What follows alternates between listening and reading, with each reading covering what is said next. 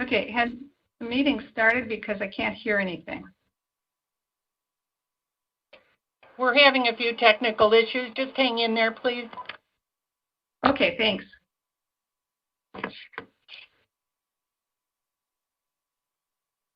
Good morning, everybody. I'm having some technical issues with this, so just want to say good morning to everybody and say hello. Couple of things before we start our meeting.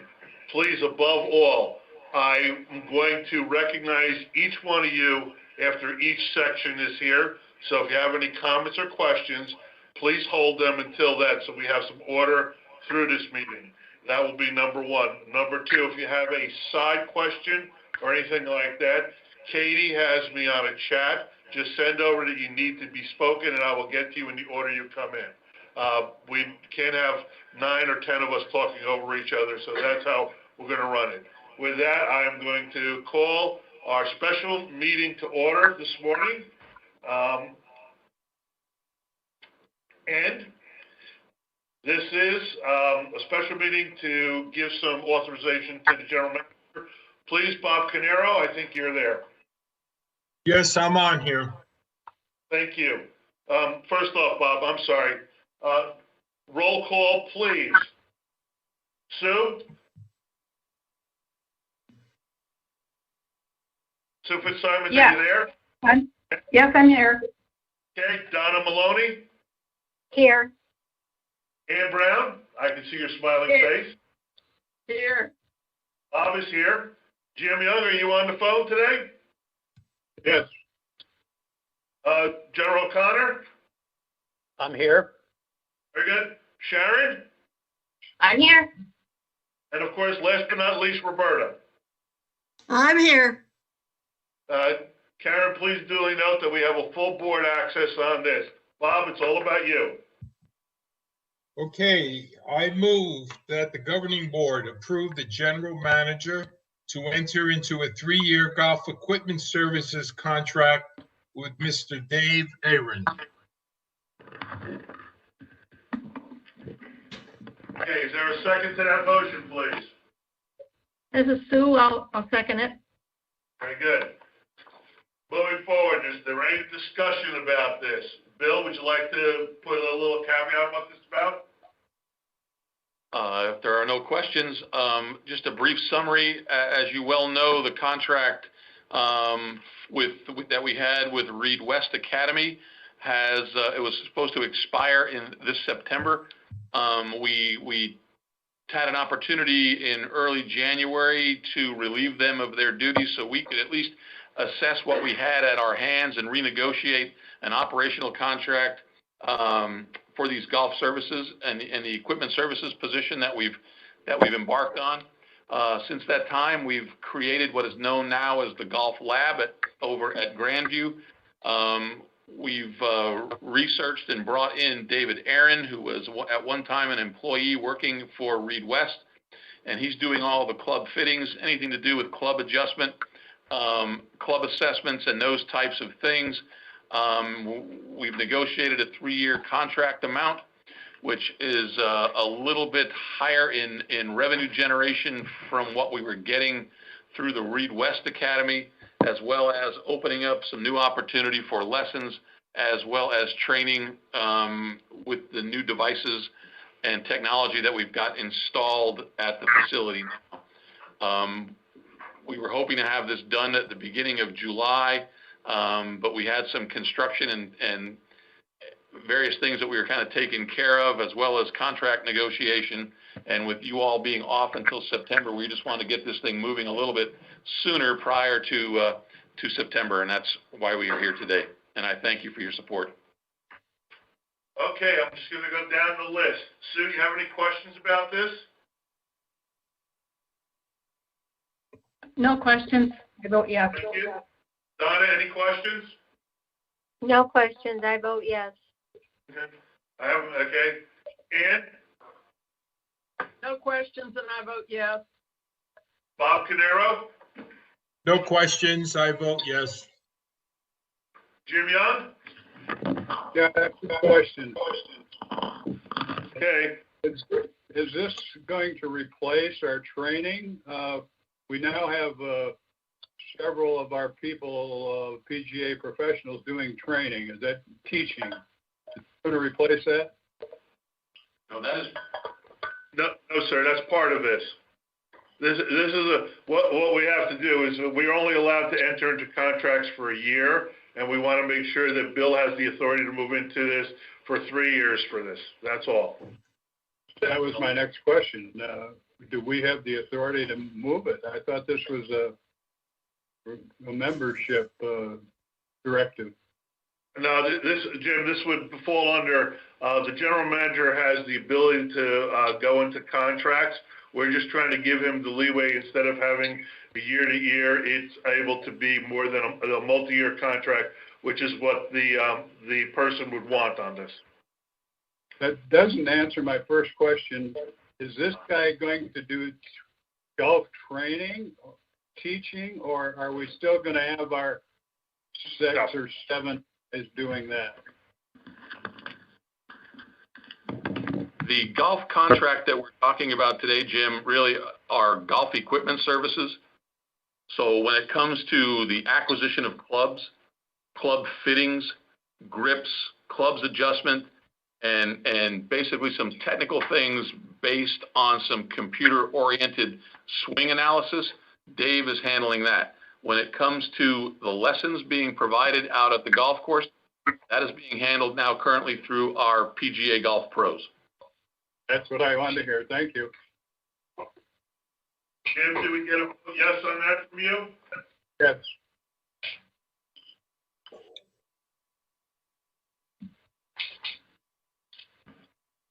Jerry Connor? No questions, George. I vote yes. Sharon Haddock? No questions. I vote yes. Roberta Davison? No questions. I vote yes.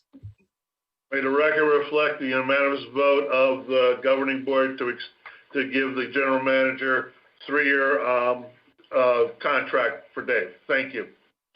With that, I will close the special meeting that we're having right now, and we are going to open up to our governing board training session. And first and foremost on our list will be Katie O'Grady. Thank you.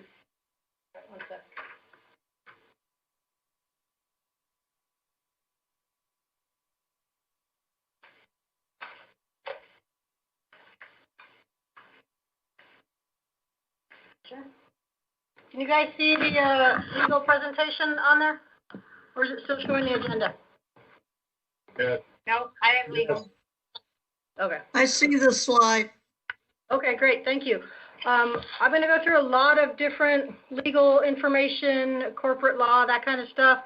If you have questions, if you can save them till the very end, I think George is going to go through the Q&A in a similar fashion as we just did. So with that, we'll jump right into it. I know most of you know all this information, but it's a good refresher. We are governed by several different layers of law and rules and regulations. The top one, of course, federal law, that trumps anything else. That has to do with IRS statuses. We are a 501c4 not-for-profit. Our clubs are a 501c7 service organization. That's somewhat different. And then, of course, we've got 3 501c3s, the ARC, the Friends of the Library, and the Broadcast Club. So a little bit different on those 3 clubs, and definitely different between our clubs and ourselves. A lot of times people will recommend we apply for a grant or something, but ourselves not being a 501c3 can be challenging on some of those. So just things to keep in mind. Of course, we're also beholden to the OSHA laws, federal minimum wage, and all of those different things. State law comes next, of course. We are both Title 10 and Title 33, and I'm going to go into that a little bit more later. There's a lot of confusion sometimes with those when people try to compare us to Sun City.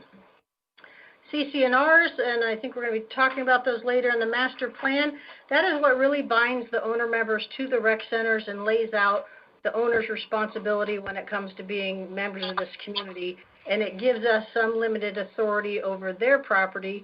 The rest of our association, of course, just governs the shared property owned by the rec centers of Sun City West. Articles of incorporation, those actually trump the bylaws. That's what created us. It incorporated us as an Arizona planned community, and it states our purpose, why we're here, what we do, what our role is, etc. And then bylaws under that, as you can tell going down this list, they get a little bit easier to change the less powerful those documents are. Bylaws can still be difficult to control or to change depending on what, if you're impacting owner member rights, privileges, classes of membership, things like that. It's a very high hurdle to change, and it has to go to a membership vote. Other things are easier to change, and the governing board has that authority.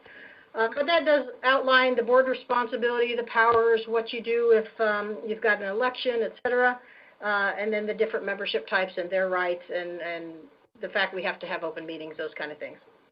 Robert's rules and standing rules, those are, I hate to say more suggestions, but Robert's rules is really just sort of administrative guidelines on how to run a meeting so that it's not chaotic, so that everyone gets a chance to speak, so that the voting is proper.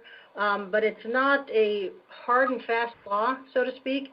And then standing rules, in fact, those didn't even exist, say, 15 years ago. It was something the governing board adopted to further define how you're going to run your meetings, which meetings you can vote in, et cetera. One other thing we've got, facilities agreements, and this kind of came up recently with the shutdown and people thinking they were due to get a refund on their dues because we were shut down for a couple months. Every owner member who's on the deed signs a facilities agreement when they buy a house in Sun City West, and that facilities agreement states that they will pay their dues every year regardless of whether they use the facilities. So that is an agreement we have with them and ensures that we can properly budget and expect a certain amount of income every year. Policies, again, a little less restrictive, but that is the protocol for how the board operates and interacts with staff. Some of the just different minor rules that govern us. You're pretty familiar with those. Below those are procedures, and that's more of a staff guideline on how we go about our business from day to day. And those two, between policies and procedure, is really where boards and staff tend to conflict because people tend to cross that line and go into the other areas. So we're going to talk a little bit more about defining that division there. And then RRPs, the rules, regulations, and procedures that govern our chartered clubs. Again, they are under IRS regulations as 501c7s. So we do have regulations they have to follow. It's not just because we want to be mean, but it keeps us in compliance. So as I stated earlier, Sun City is quite a bit different than Sun City West, and so is Sun City Grand and Portobello. So when people try to compare us to other communities, here's some important things to keep in mind. Sun City West follows both Title 33 and Title 10. Title 33 is Arizona Planned Communities. And there are divisions in there for both HOAs, tend to be much smaller than us, and planned communities, which are these bigger organizations like we have. And then we're also under Title 10, which is Arizona corporate law. So we have rules on both of those we have to follow. It hamstrings us to a degree, but it makes us more transparent for our residents. Sun City is only Title 10. They actually kind of changed this a while back, and I think there's a lawsuit still pending on whether that's proper or not. It got a state legislator involved to help decide that, but they just follow corporate law, which removes the open meetings law, open records law, public meetings law, all those different things that we follow, as well as Sun City Grand and Portobello. So Sun City Grand and Portobello in that regard are more similar to us, but Sun City Grand follows under a city. So they're part of the city of Surprise, so they have police force, they have trash pickup, all that stuff governed by the city, which we don't. So it's a little easier for them to handle problems that might crop up in their community. They just call the city. We have to call the county, which is further away and has a much bigger governing area. Portobello is also unincorporated like us and is under the county rule. Population, you can see this in front of you. Population, age of the community. The fact that Sun City Grand and Portobello changed their age restrictions to be 45, those all make us different as well and are things to just keep in the back of your mind. And then importantly is assessments. That's probably the hugest one. I know for Pete it is. It's harder for us to gauge how much income we're going to have from year to year because if a household goes from 2 to 1, we lose an owner due on that. The other communities are per lot, and of course their number of homes don't change, so it's much easier to determine how much income is coming in from year to year. The other thing that means is that we have to have an account for every person who's on the deed. So if you have 3 people in a household, all 3 of them have an account. And because we use those accounts for voting privileges, they also have to have their own email address. So we've kind of walked through this in the past couple of years, and it does cause some confusion. From an IT standpoint, it'd be a lot easier if we were per lot and 1 account per household, but it's not the way we're set up. So it's just something to live with and to keep in mind when we're discussing options. I talked about this. I don't want to elaborate too much, but both of these laws affect us. They make us have open meetings, and that's a good thing when you get your community involved and your residents participating in the meeting, and you guys have done a great job keeping that going during this closure through these virtual meetings. So one of the things I like to talk about is conflict of interest. You know, a lot of people will assume if you have a conflict of interest as a board member, you can't vote on the issue at hand. That's actually not the case under Title 10. You have to declare your conflict, and then you are still able to vote on it. It's probably not a good idea, depending on how embedded that conflict is, but that is the state laws. You just have to declare the conflict, and then you can go ahead and vote. So why do we care about all these different things? Well, you guys as directors are covered under our D&O insurance. That's our directors and operators insurance, which means if something bad happens, you're going to be covered by our insurance. So that's what's known as safe harbor. However, if you start acting outside of your official duties and breaking some of those Title 10 laws, you might be held personally liable. It's a pretty high hurdle to get there, but it's just something to know that there are some cases where insurance wouldn't cover you. So this is just another explanation of how that liability works. You would have to have willful, wanton, or grossly negligent conduct to have a problem with this. And that's recognizing that volunteer positions are going above and beyond. You're not getting paid for this, so we're going to cover you in pretty much every scenario. Articles of corporation, or our articles of incorporation, pretty much say the same thing, repeat what's in Title 10. If you have questions about that, you can find the articles of incorporation on our governing board website. Excuse me. So some of those areas where you might be breaching a higher level of misconduct are shown on the page here. You know, we've never had these issues, but they are possible. The biggest one would be fiduciary responsibility. That would be really hard to do around here with the way we're set up. For somebody to mishandle funds at a board level or change, say, the investments and do super high risk and we lose all our reserve funds, that would be nearly impossible to do on your own.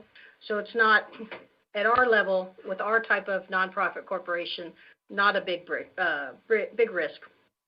Data breaches, that happens in more of the smaller nonprofits, like I said, where information gets out. We've got cyber insurance coverage, and we've got multiple layers of security on all of our data, so that also is not a huge issue. It could happen, though, if you took private information home, shared it with someone, and it ended up out there in the public and it was not for public consumption.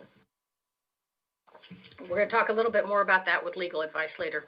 Employee lawsuits, you can be held to an employee lawsuit if you're getting too far into the employee issues and it causes a problem. Sexual misconduct, hopefully we don't have that here. Social media, that's one area to watch out for, especially with Facebook being so popular and Nextdoor and those different apps. You know, as board members, you're sort of quasi-public figures, and people like to attack public figures. If you lash back out on your personal or private Facebook or Nextdoor account, that can come back to haunt you, especially if you're sharing that privileged information or you do say something that's libelous or slanderous. So be careful on that. It's always best just to not comment with your private Facebook pages unless it's a pretty generic comment when it comes to company business. Mass casualty events, this came up a while back when we had some of the mass shootings. If, God forbid, something like that ever happens, just kind of turn to staff. We do have a plan, we do have training, and it's not something you would want to be publicly commenting on at all if that were to happen. I like to say knowledge is knowing what to say, wisdom is knowing when to say it, when not to say it. So anything that you learn in attorney-client privileged meeting is private information, and you can be held liable if you release that, even after your term ends. So this comes up in things like CC&R hearings. If it's a closed hearing and you're getting private information about an individual or their circumstances or their home life, and you go tell your neighbor about that, and that blows up, that would be a big problem. So a couple areas where this might come up. I've seen this happen on other boards. Luckily, we haven't had it. But, for example, if a director resigns in a scandal and the whole board looks bad because of it, you're going to be tempted to defend yourselves. It's best to just push those things back on staff, let us deal with legal counsel, and not try to get out there and speak on something, because most likely you're going to be releasing private information. We talked about getting personally attacked on Facebook. If it becomes a harassment issue, we'll help you with that as well. And then we talked about the CC&R cases as well. So those are just things to know about, but in most cases, what most boards get in trouble with are open meetings law and open records law. So here's some scenarios. I think we all think we know open meetings law. We have a pretty good handle on it, but there's always those little fine lines. If one of you were to text a fellow director, just one, not all of them, during a meeting and ask them how they're going to vote, would that be a problem? Would that not be a problem? Because we're on a virtual meeting, I'm not going to ask you to answer that, but I would say technically no. From a legal perspective, that's not going to be a problem, but you're going to wonder why you've got your phones out in a public meeting texting other directors, because the public who's watching that doesn't know who you're texting or what you're texting, and it's just not good form, and you don't want to end up in a lawsuit over something that's not a big deal. So just refrain from that. If you email the entire board a day before a meeting to let them know how you're going to vote on an issue, is that a problem? Well, of course it is. You can't poll the board before a meeting. Those kinds of things are supposed to happen in front of the public. Don't do it. Absolutely don't do it. On the other hand, can you email all of the other directors a day before a meeting and share a document with them and say, hey, this is going to be discussed tomorrow? That would be fine, because you're not polling them, you're not getting information. It's a one-way disbursement of information. However, those should really go through the governing board president. They should have been part of a packet that should have been prepared, hopefully the day before the meeting. There's been lots of times I've gotten a flash drive right before a meeting and nobody knows anything about it, and we just don't put those up. So plan ahead, do your homework, and if you need something on the agenda, don't send it to the whole board. Go through the board president or the office manager. Here's another scenario. If you witness an altercation between an employee and a supervisor, and the employee ends up terminated because of it, a community member might ask you, hey, what happened? And your response is, well, we just don't tolerate violent behavior here. That's still a gray line, because you're letting out information that this employee was termed because of violent behavior, and that may not have been the case, and you're maligning that employee. So anything that deals with an employee issue, whether it's your friend in a club just asking you, hey, what happened? Tell them I can't comment, because you can be held liable if that would be where an employee lawsuit would come from, something like that.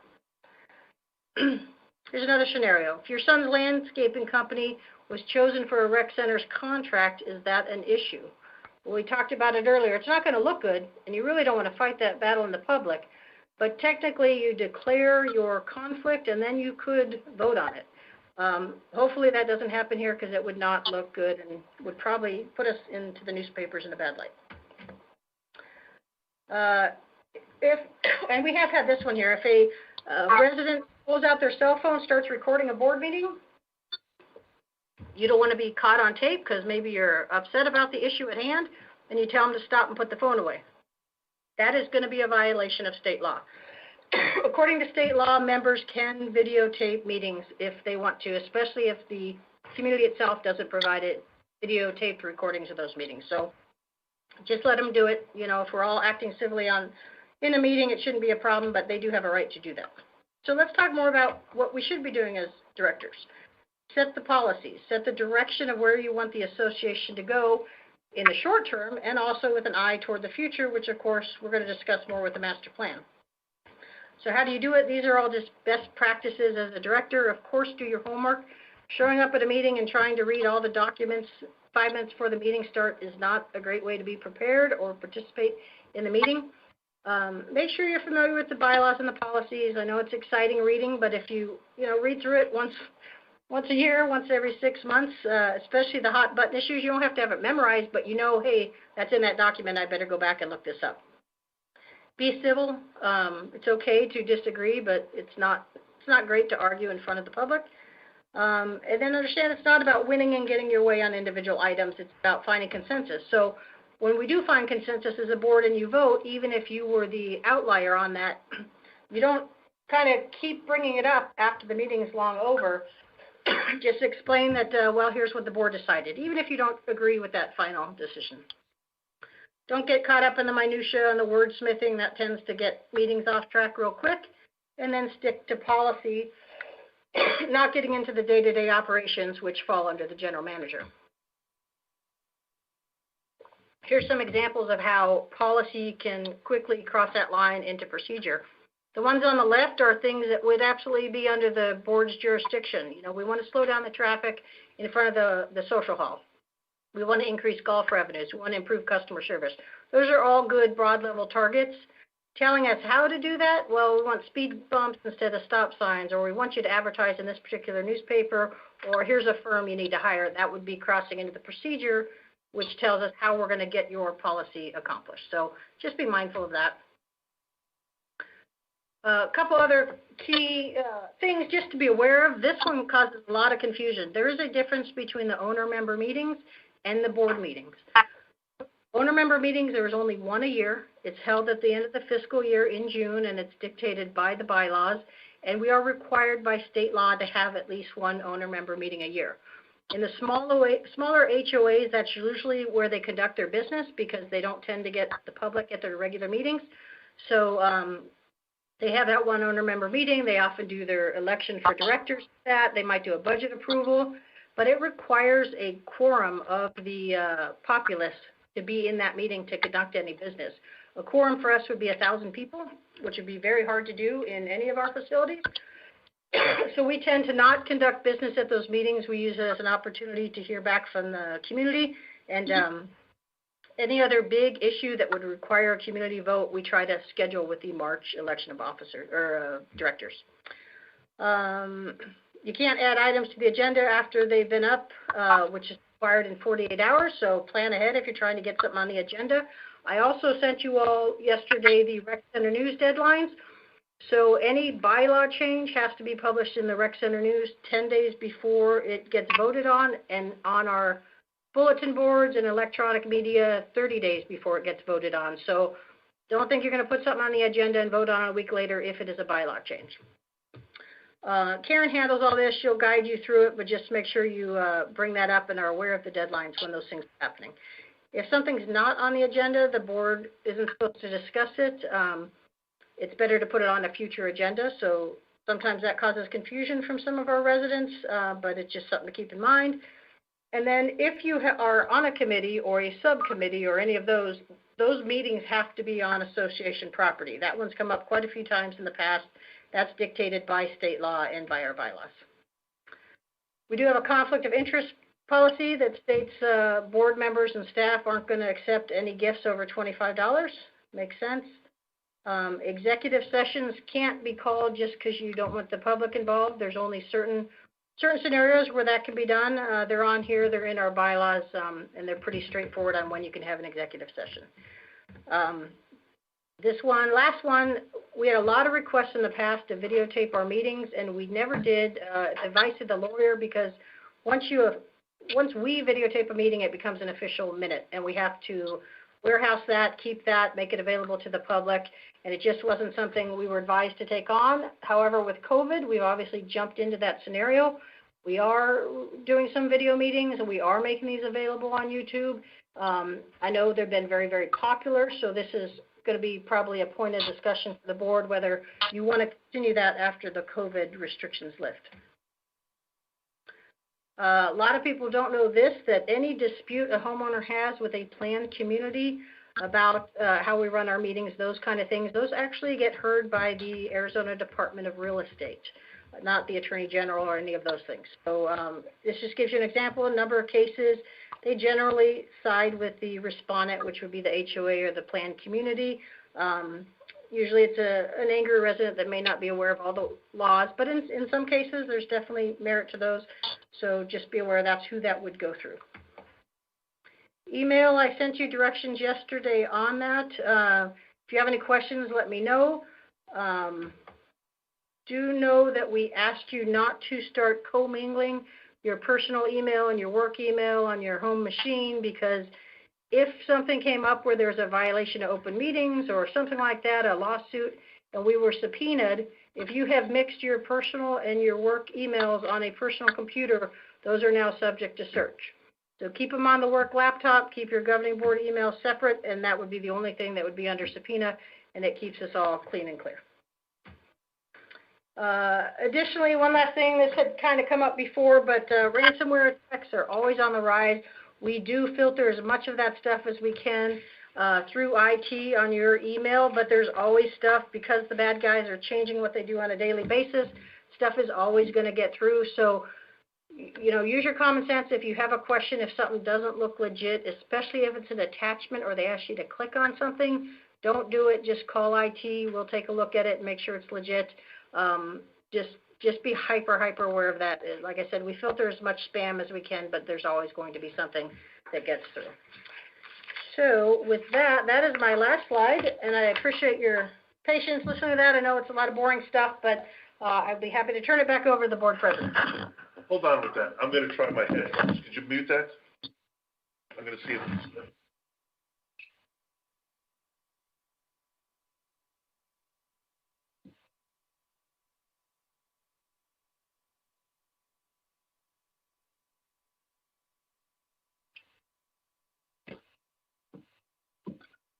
I'll go back to phone. Sorry about that. We're back on with George. Thank you. Thank you, everybody. Thank you, Katie, most of all, for great information. Directors, this is put together for us to be efficient and effective in moving forward in our community. The next thing I want to go around the room on is to make sure anybody has any questions about this. And I'm going to start with Roberta. Roberta, any questions for Katie?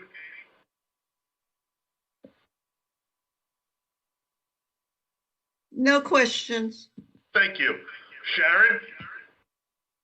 Yes, I have a couple. Is there a process for who is speaking and who we refer people to? So if we're giving them no comment and they want to talk to someone, what's the process for that? Or is that in my records and I just haven't read it yet? For an email that comes to the entire board? No, just in general. I mean, even if you're talking with someone and you say no comment, or they want to ask questions, I just want to know who speaks for us. Do we refer it to George? Do we refer it to Bill? What's the process if you're a director and you're asked? Sharon, that is absolutely correct. You refer it to the board president or to the general manager, and both of us communicate with each other. If I get it, the general manager will know. If the general manager get it, he will forward it to me. The most important thing is that we speak on behalf of the governing board, and Bill speaks on behalf of the staff, and together we will be first and foremost in getting our information to the community and to members. And on that point, Sharon, if anybody who's listening out there who is a part of the owner-member community, the most important thing you do is use our comment forms. It's the best way to get information ASAP back to you. Thank you. Okay, and then the other question is really just a comment for the general board to know is that there was a bill that was put through about indemnity for us regarding COVID. It was passed in the House, but not the Senate, and it's going to be put on the agenda for January to come again as to holding businesses and including 501c3, 407s, all of us not liable if someone gets COVID because of something we've done.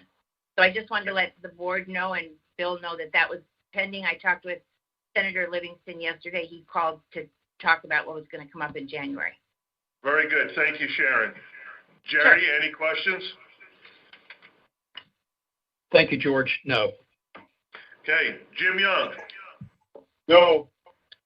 Whoa. Bob Canero. No, thank you, George. Ann Brown. One question I have is I keep getting all kinds of stuff on the GB distribution list email. that looks to me like spam. Is that stuff I can delete?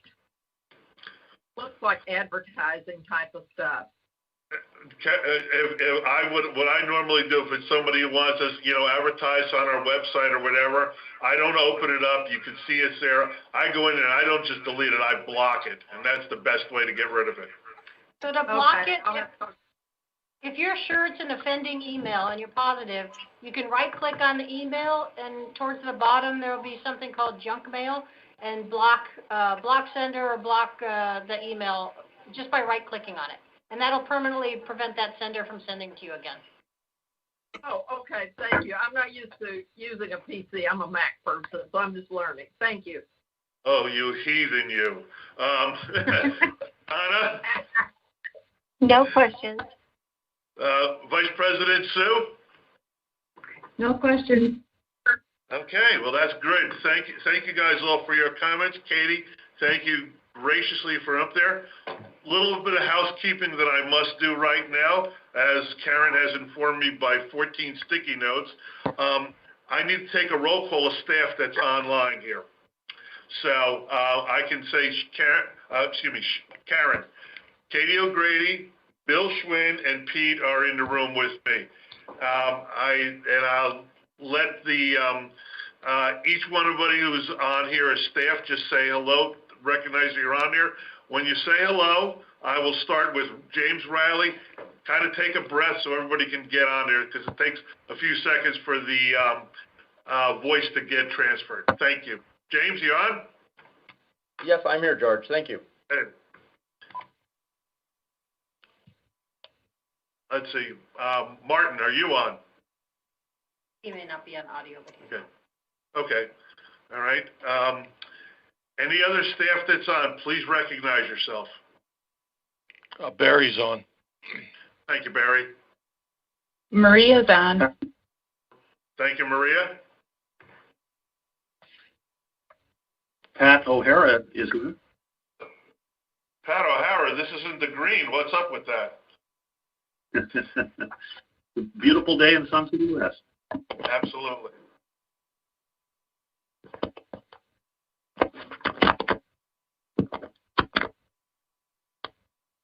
And hearing no one else, I guess that's the staff that's on. Next one on our training session is Bonnie Ellis. Bonnie, are you on the call with us?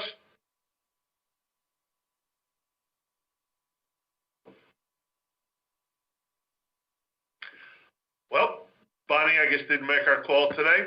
Not a problem. We'll move right on to our goal setting and strategic planning.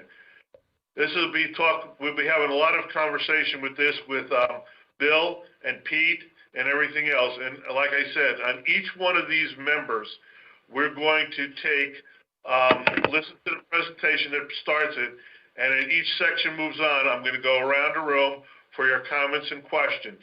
Okay, once again, I'm going to say it like Katie said, this is a brainstorming, goal-setting session. There's no work to be accomplished. The only thing that will happen is that when some of these things come up, I'll be asking certain committees to take this as the first things that they have on their agenda when they begin meeting again in September. And then at the end of this concourse of everything, we're going to set some very specific goals that we're going to attain as a governing board moving forward. Okay? Other than that, Bill Schwinn, welcome to America. Thank you very much. Let me see if my clicker can advance this. We're all here today talking about the items on the agenda. I'm having a little trouble. Go ahead and advance the slide. There you go. So some topics we'd like to talk about today, obviously, are some goals that are at least on the general manager's schedule, and in working with George as our new president, some of the things we want to accomplish this year. I'm going to start with the community master plan update.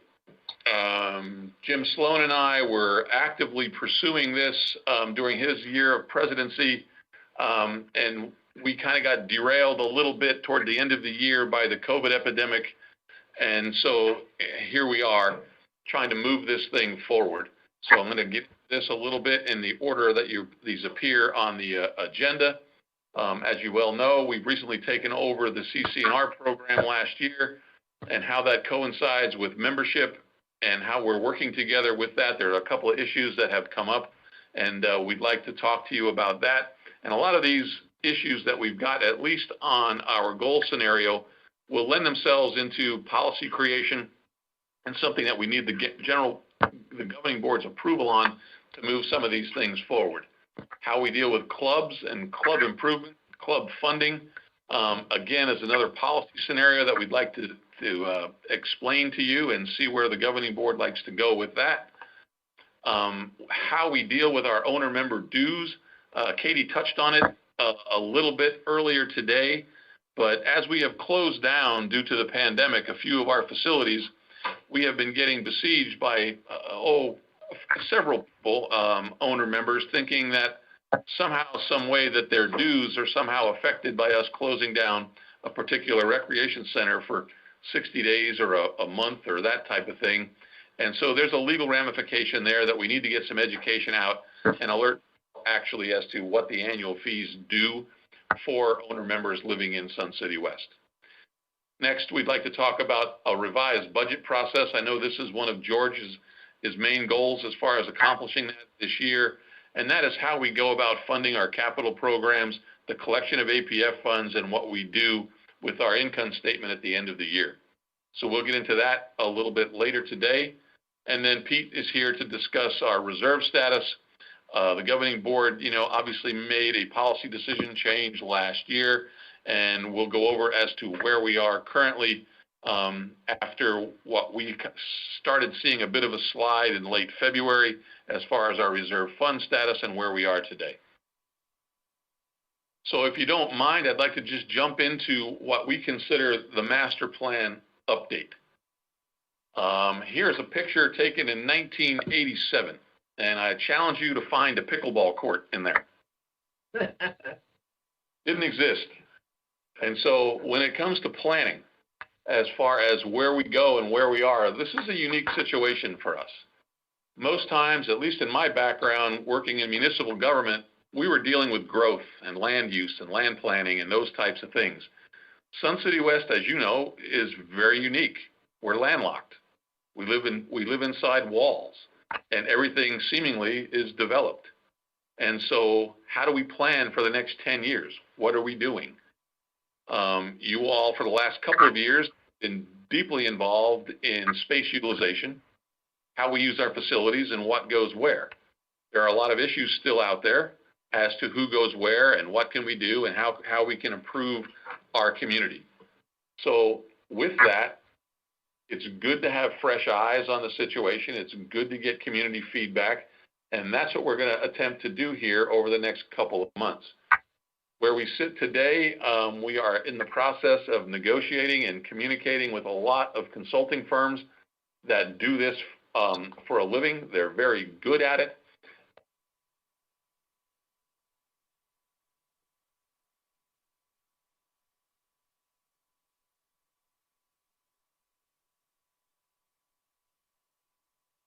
I have lost voice. This is Donna.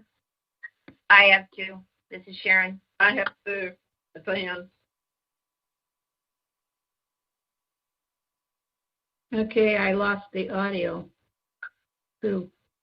Yeah, I lost audio completely. Yeah, I see the picture, but there's nothing on there. I mean, there's no voice at all. Let me see if I can took off mute on No, I there. don't hear a voice either. Okay. Well, that happens when a GM talks too much.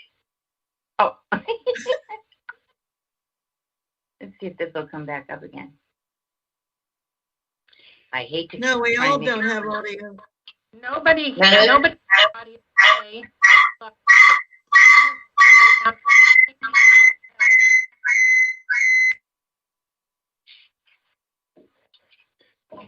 Sue, this is Jerry. Would you text Phil Schwinn or Katie and let them know, please?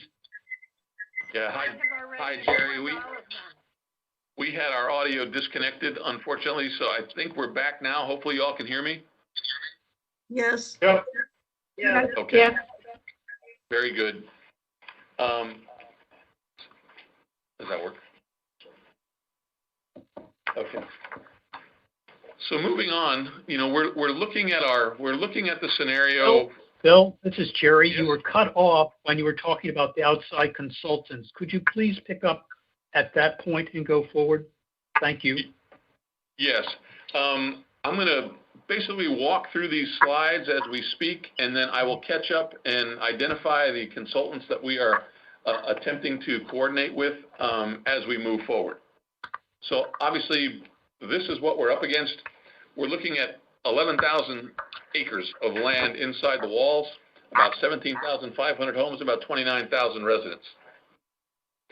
So when we look at the master plan, obviously we talked about space utilization and some reserve studies that have been done along the way. We do have planning documents. There are books out that have recently been written about anniversaries of Sun City West. There's plans, there's drawings, there's all kinds of things to reference as to where we are and how we got to where we are today. The master plan update is going to guide us in the planning and development of the association over the next 10 to 20 years. 20 might be a stretch, but obviously it's going to really impact where we go in the next 5 when it comes to direct funding. But we want to get a long-range view of where we think we want to go. So we want to develop and illustrate a plan that's going to be for phased development to occur, focusing on the near term, but again, looking into the long-term future, and work with assembling a steering committee. Once the governing board gets back in September, this is when we kind of want to really start pushing the rock up the hill, per se, as snowbirds continue to arrive and blah, blah, blah. We move into the fall season with a lot of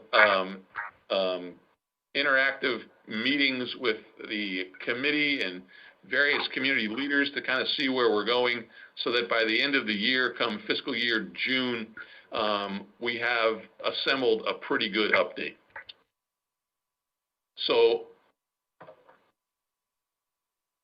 a little bit blurry, I'm sorry. But we've got, obviously, a lot of areas to cover. We have a lot of facilities that we maintain. There are a lot of topics recreationally that have changed over the years and where they're going into the future. We have golf courses that we're dealing with that are aging, that we're dealing with the Arizona Department of Water Resources on when it comes to how much water we can throw in the future. That's going to determine how much trimming we have to do of existing turf areas on the golf course. And all that has to be woven into a package or an update so we know and it marries up with our reserve study. So other things that we'll be looking at really are our images, how do people view us, how we advertise, how we promote ourselves, pedestrian access, vehicular transportation. Had a brief conversation this morning with Sharon talking about some upcoming things that may or may not be on our agenda, but is certainly something that we're looking at as far as future needs. Our traffic calming issues, we've had a couple of incidents out front, especially in R.H. Johnson, where we've got the blow through going through to Fry's and people driving, and especially in the wintertime when our crowds pick up in size, it gets a little bit hectic up there. And now you're throwing 50 more homes behind Goodwill. That is more vehicular traffic. Obviously, that's going to impact us. So we want to make sure we're doing the right things and making things as safe as we know how. Utility planning, looking at potential solar capacities. Can we save money doing along those things? But these are the things we'd like our consultants to work with us on.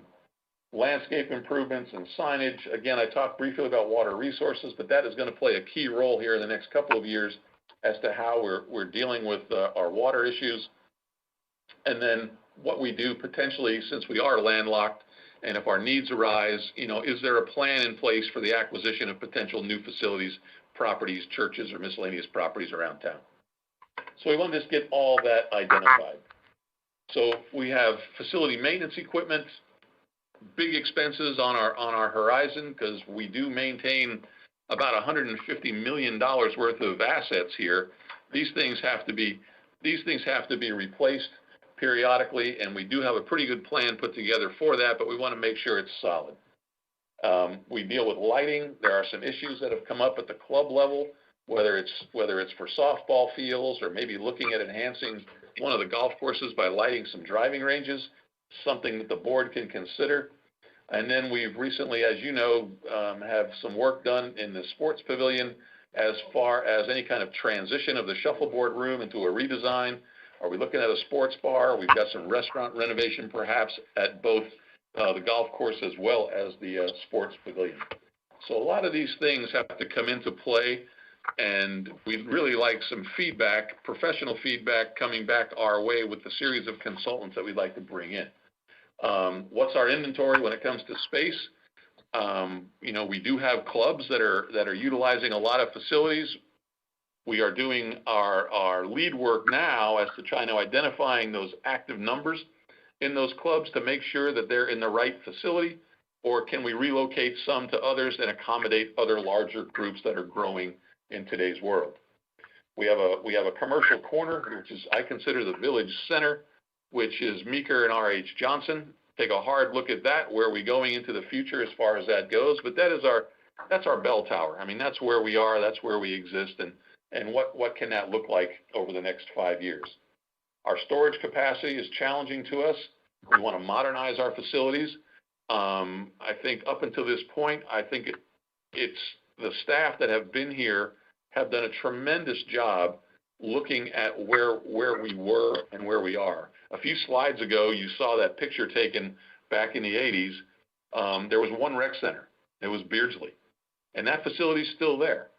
And it's maintained pretty well. And if you go in there and look at the spa and some of the things that Carl and Russ and all their staff have been accomplishing over the years, our facilities are holding up very, very well. R.H. Johnson is another one. I mean, it's an older facility, but as you come around these places, and if you are new here, they don't look old.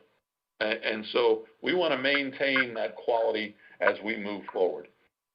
As you all well know, I've seen you all out at Beardsley Park, attending concerts and activities out at that facility, but it can get crowded. And so we're looking at, is there a facility that we can expand and look at maybe something to the 4,000 person capacity as opposed to like 2,500. So the consulting team, and I'll get into that briefly. We are, nothing's been signed, there is no contract, but we are looking at working with these particular groups. Prime consultant, essentially Kimley Horn, they're local, they're an Arizona group, they've been around for a while, and they specialize in this type of activity, architecture and planning. And so they have great experience in landscape architecture, recreation facilities, civil engineers on site. They focus on transportation, traffic, and parking, specialty lighting, and they understand utilities and all the engineering involved with large public buildings. Pros Consulting is a needs assessment programming group. They do a lot of surveys, and they focus on operations and maintenance and acquisition opportunities and strategies as far as paying for those types of things. Smaller groups do some statistical work when it comes to community needs and assessment surveys. That's the ETC Institute. The DWL group, as far as architects and planners, they specialize in architectural space planning, similar to the facility assessment that has been going on for a while. We can utilize these services and try to finalize and enhance a lot of the things that we've got there. And then when it comes to community identity and image, we're looking at Selbert Perkins Design as far as assisting us, as far as, you know, all the wonderful things that have done so far with new logos and those types of things to make sure we're carrying a pretty good brand out there that people can identify Sun City West very easily. We've recently had some work done with Metal Toad when they came in and did some IT assessment with our group, and they've looked at membership per se, making some enhancements there, and looking at streamlining a lot of things, working with our IT staff, and I think that's been accomplished. But we'd like to touch base with them again, looking at future media needs. We've talked about, Katie I know has talked about recently, where we're talking about are we going to broadcast our governing board meetings in the future? Where are we going as far as getting the word out? They can certainly help us there. And any kind of advertising and entertainment needs that we have coming up down the road, they can certainly assess us with. And then on some of the bigger concepts that we've got as far as upgrades and enhancements, we rely heavily on the the localized regional staff of the United States Golf Association, the USGA, working with Todd and the golf course crew. So that's kind of where we're at as far as moving forward and trying to assemble something that would assist us in putting a master plan update together, and we hope to get that done during this year under George. Bill, I'm just going to go get to my directors for input on this, each one of the sections with questions.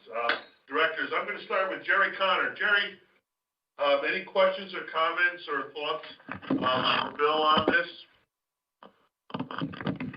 Thank you, George. Bill, you presented a lot, and I would want to think through it very carefully. So I may approach George and you at a later time with a little bit more in the way of questions. Probably my most pressing concern is that we're able to get the community plan, master plan, done in time for us to develop our capital budget for the next fiscal year, because what you're doing, Bill, is so important on how we set priorities for capital expenditures for the following year.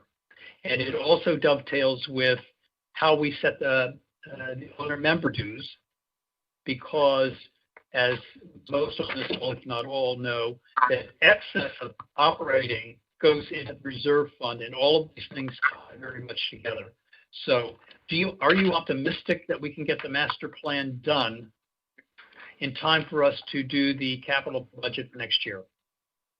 Realistically, I don't think so. What we would probably do, and one of the challenges I gave to Bill, is to have the master plan approximately 60 to 70% in place by January, because it has to go through, obviously, with Properties Committee, Charter Clubs Committee, or B&F Committee. There's a lot of work to be done in pieces that go along with this, and this is something that is not, I don't think we're going to get done in 6 months, and I don't think it would be the right thing to look at it in 6 months. We want to be able to have a solid foundation moving forward on this and make sure that we are crossing every T and dotting every I as we go along with this, because, with a master plan, you have to look at it and consult with it along the way. The idea that I enjoy about this is there's quite a few different people who all have expertise that none of us sitting around the table here have, and it's going to work out well. But I would think that for the capital plan this year, probably not 100%, but we were going to have a very good direction on going forward. Would you agree with that, Bill? I would. I think, Jerry, if you were throwing darts, I think you hit two bullseyes with the two darts that you throw, and that is the exact reason why the master plan update is so important, because it directly relates to the budget and the direction that we're going. So what we're trying to do is, there's going to be a lot of public input affiliated with culminating all the data and the information that these consultants are going to put together. And we're going to rely on a lot of the community members here to provide that, and we want to make sure that, the crowd is here. So that's why we're gearing up in September. A lot of information, data is going to have to be downloaded by these consultants, and then when the general community starts getting involved in public meetings and outreach and that type of stuff, that's going to be the winter spring season, hopefully culminating in the master plan being presented, or at least the update being presented, like May, June, which will lead us into the following year's budget alignment. Right. Bill, this is Jerry. Yes, please, George. I just want to tell Bill that you and I previously have discussed the master plan process, and that I shared with you my view that it is more important to get it right than to get it fast, because once we have it in place, it will be very difficult to fine-tune in the short term. So I fully share the views that you, George, and you, Bill, have expressed, that we get it right and not just rush through. Thank you. Yeah, Jerry, like I said, this one is a big one, and it's going to be a journey. And I told Bill directly that I only have a year left on the board, and it is probably something I will not see to fruition, but we can set a standard moving forward to follow up on. Okay, thank you, Jerry. Are you done, Brother Jerry? Yes, George, I am, and thank you both. Jim Young, you're next. Yeah, I just want to say this. We have done this before, then scrapped it because things change so damn fast around this place. It's hard to set a long-term goal of more than 5 days around this place. With the COVID going on, with all the other stuff, I think this is a real difficult situation. Not saying that we don't need to do it. That is not my point. My point is, without an awful lot of staff input, because the staff is the ones that know what's going on and knows what's need to be done, this is going to be tremendously difficult. Just my comment. Well, Jim, if I may comment on that, we had a staff meeting yesterday where we basically were talking about a lot of things, COVID being one of them. And I asked everyone in the room to, at least my key management staff, to bring in their second in command, so that if, God forbid, anyone were to get sick, we have a name with a face, and we know basically we're all on the same page, moving the ship forward per se.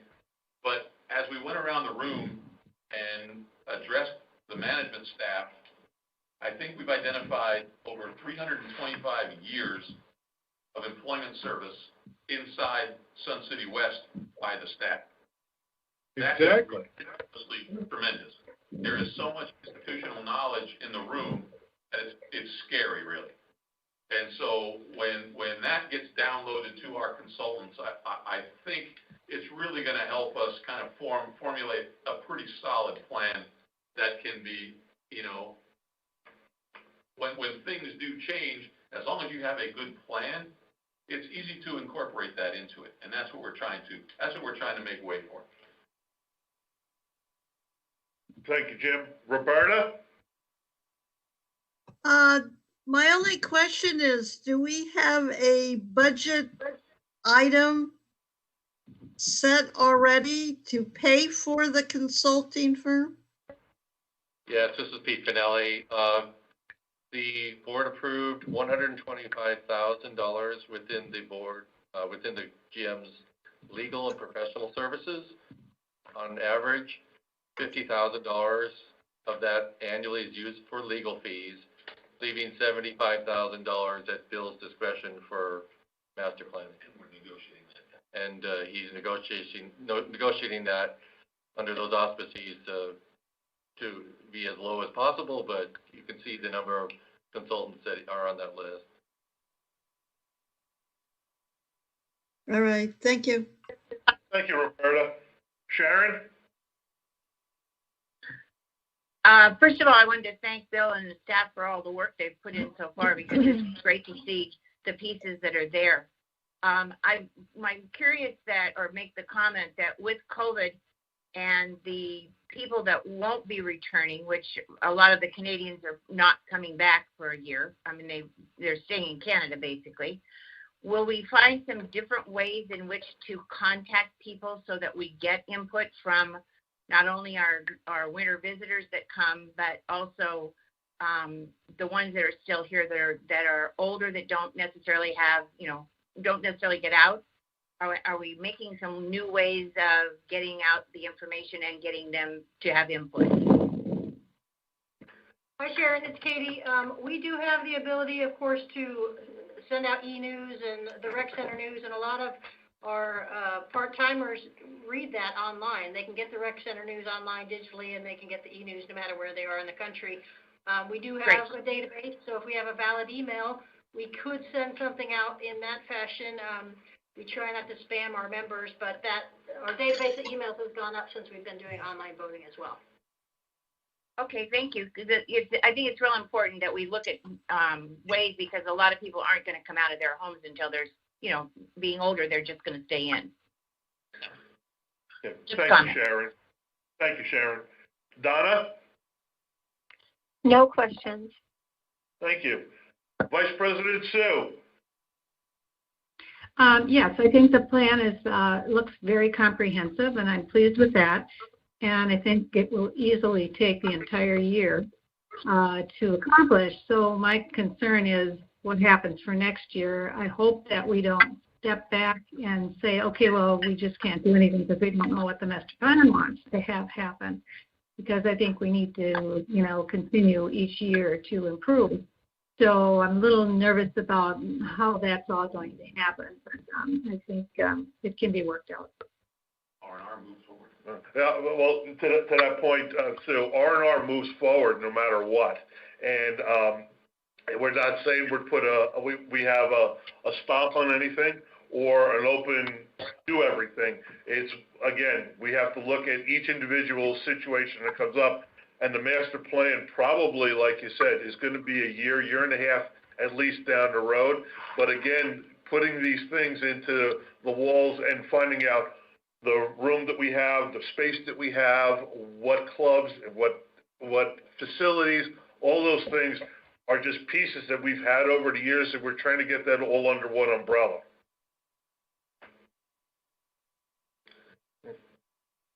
Yes, and that's a good plan.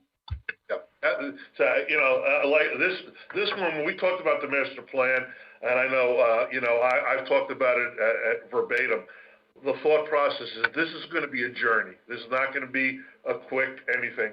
And I agree with Jerry and all that. Take your time, do it right. And sometimes we all want the instantaneous goal, but this is one of those things that when we look forward in the community, we can look 20 and 25 years down the road of a direction, not as, and to Jim Young's point, of not individual pieces of this and that, because things change on a yearly basis, but an overall perspective of the direction we're going is what we're really looking on this. Okay. Anything else, Sue? No, that's all. Thank you. Ann Brown. Thank you, President George. A couple of things I want to mention. First of all, I appreciate Jerry's questions about how we're going to get this into budget for 21-22. But other than that, I'm looking at that long list of consultants, thinking that $75,000 isn't going to go very far with consultants next year. Are these people who have been chosen under any contracts yet?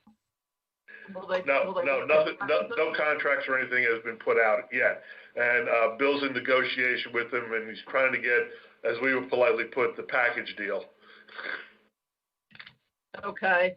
I just think $75,000 isn't going to go very far when you're talking about consultants. And, we're cognizant of the fact that we're going to have a pretty good idea of what direction we'll be going into next year as we put a budget together, not only to fulfill some of the items that may be in what I would call a first phase of this, but going forward, how much else we will need. So I wholeheartedly agree. I agree. We have to do it. We have to start somewhere, and this is the first Lego block in this one. We're putting it on the board, and we're going forward. Okay. Thank you. Oh, my pleasure, Ann. And last but not least, Bob Canero. Yeah, thanks a lot, George. I knew you always put me at the bottom, but that's okay. No questions, but just a comment. The people have said it, and I agree wholeheartedly. Within this community, I found out over the years, we've got a wealth of knowledge and experience, and we've got to tap into that and use it. That's the only way we can really accomplish what we want to do. I agree. Any other comments from the directors as a sidebar on that? Because I know I've gotten around the room. Hearing none. Bill, back to you. All right. Well, thank you.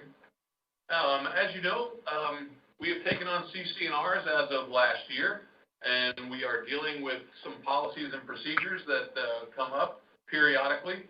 I'm going to pass the ball off to Riley at the moment, and just to talk a little bit about some of the things that we're experiencing that we'd like the governing board to be aware of, and potentially, I'm not sure if these are going to lead to any kind of policy decisions, but I just want to let you know what our staff are currently up against and what we're doing. And I just want to touch on one thing relative to the underage residents that Riley is going to mention. And on top of that, there's one item that I'm sure Riley will talk about because he's dealing with it, and that is some complaints that we're getting recently regarding non-member residents living in Sun City West with school children. And what we're learning is due to the COVID-19 scenario, there have been people that have been run out of their homes, be it lost jobs, moving into mom and dad's house. Mom and dad aren't here. They're winter visitors, so they're living in Canada, Nebraska, you name it, but their house is available, and their kids with their children are moving into their homes. That's being observed by residents. They're making complaints and inquiries into the CC&R department, and that's what we're seeing. I just want to share with you, last night I was watching a little bit of a documentary scenario on Channel 8 talking about the laws that are changing at the end of the month in the state of Arizona, which are now people cannot be evicted from apartments due to the COVID-19, but that changes at the end of the month. And the numbers that I think ASU and some others were kicking around out there, where they're anticipating about 500,000 residents in the state of Arizona suspect to eviction at the end of the month. Where they're going, I don't know. But what we've experienced up until this point over the last couple of months is that some folks have taken advantage of some of the open homes here in our community. So with that, I think Riley probably has hopefully better news, but I just wanted to share that with you. And if Riley is ready to go, please take it from there. Thank you, General Manager and members of the Governing Board. As you all know, the CC&R Department has recently finished its first year of service since being dissolved from PORA. I would like to commend the staff on a job well done. However, there's always room for improvement. As we move forward, we find ourselves facing new challenges, as Bill had just mentioned. A few that we'll be focusing on this year will include the underage residents. We are seeing an uptick in individuals, many due to the coronavirus, that are moving in with parents, grandparents, and some of these folks have children. The department has started working in cooperation with the county agencies to help resolve this issue as quickly as possible, but I think we'll see a continued, again, uptick in this area throughout the year. One of the other issues that we're working on is property cleanup. It's something we deal with throughout the year, more so in the summer months as snowbirds vacate properties. The department is governed by law as to the amount of time we must give to an individual to cure the issue, but we are making attempts to streamline this process over the course of the next year. The department is also testing different type of people finder software. This would be to locate absentee owners, individuals that have inherited a property, or perhaps individuals that have relocated to care facilities or moved due to other circumstances. This software will be beneficial in getting issues resolved in a timelier manner. We hope to have that accomplished fairly quickly this year. And finally, improving the collection process. The CC&R department is working closely with member services to see that all expenses such as landscaping charges, fines are recouped as quickly as possible. And again, that'll feed it back into the people finding system. To just add on to what Bill had commented about the younger folks moving in with grandma and grandpa and mom and dad, or actually utilizing a house that is vacant at this time. We are seeing a tremendous amount of cases regarding that. We are working closely with the Code Compliance Office of Maricopa County, and they've been wonderful in assisting us with the small children issues. Thank you. Any questions? George, this is Jerry. Yeah, Terry, I'm sorry. We were trying to find the unmute button in a hurry. Okay. Well, George, well, thank you.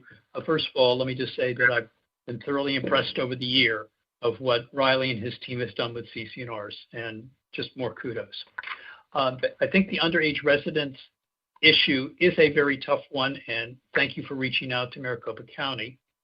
I do believe our CCNR say we do not have to enforce it every time and without waiving our right to enforce it at a later time. And so I hope, Bill and Riley, you're considering whether we should have a deferred enforcement on some of this involving underage residents in light of the pandemic, extraordinary circumstances. And if so, that you would bring it to first to George, of course, and then to the board. Certainly. We are working with, we've contacted these individual families and are working with them. There is that 90-day clause, which allows someone to stay with grandma and grandpa with children for 90 days. And as they attempt to find new residents, we are working with those people. And most people have been very cooperative. We've had incidences where there's been spousal abuse cases. We're working with those people as well. And hopefully they are able to find new accommodations quickly. Thank you, Jerry. Thank you, Bob. What I heard, Riley, is that the policy will be enforced, but work with them in a humane way to get them to move out. Is that correct? Most definitely, yes, sir. Okay, thank you. Thank you, Jerry. Bob? No questions for Bill. Just keep up the good work. Okay. Donna? No questions. Okay. Ann? No questions. Thank you. Sue? Yes, I'm confused again. I don't understand the 90-day. I thought we had a policy that, kids that came to visit could only be here 14 days or something like that. So can you help with that? Yes, in extreme circumstances, this is something that we checked with James, the attorney, on. It might be, in some cases, it is permissible to allow a 90-day exemption from them having to vacate the property immediately. Okay, but previously the visitation is 14 days, or am I all wrong about that? Mm-mm. A child can stay with, be it a grandparent or a parent, if they're underage, for a maximum of 90 days. Okay. So where did the 14 days come in? That I would have to question myself. I've never heard that clause so far. Okay. All right. Well, I won't worry about it then. Thanks. HOA. Yeah.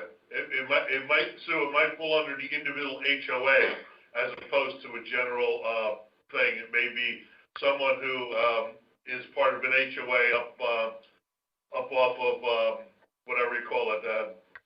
I want to say Livingston Avenue, and I know that's wrong. Limousine, all the way in the end, those condos and things like that, they're an association, they may have a rule like that. And again, an HOA rule then goes through hearsay in the community and find out that they think it's the rule for everything. But what I will do is I'll get back to you directly on that. I will look that up through our bylaws, policies, and procedures. Okay, thank you. The HOAs may be more restrictive than the CCNRs, yes. Right. Roberta? What are we doing about political signs? There's a lot of chatter on Facebook about CCNR department calling up about political signs. I thought we were always sending out a letter first. We are also giving courtesy calls to those individuals that have signs that exceed square footage.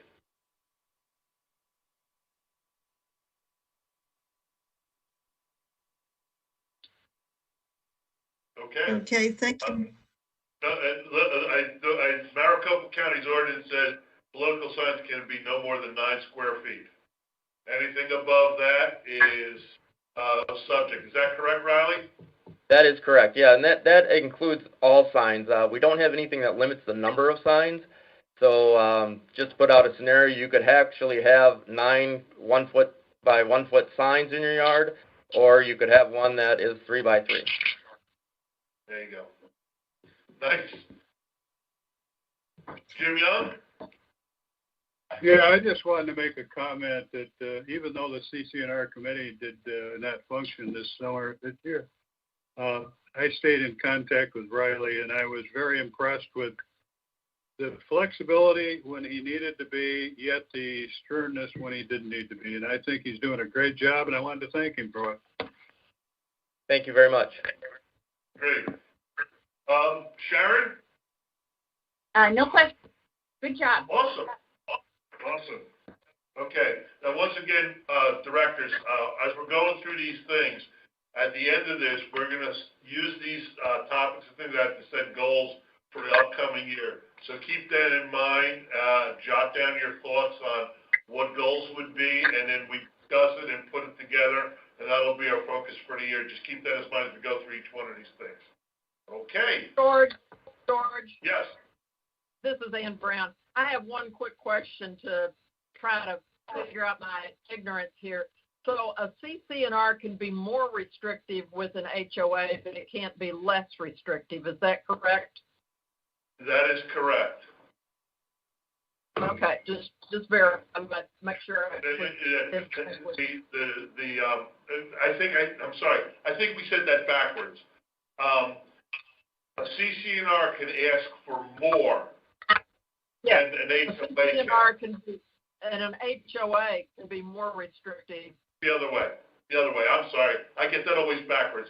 An HOA can be more restrictive than our CCNRs.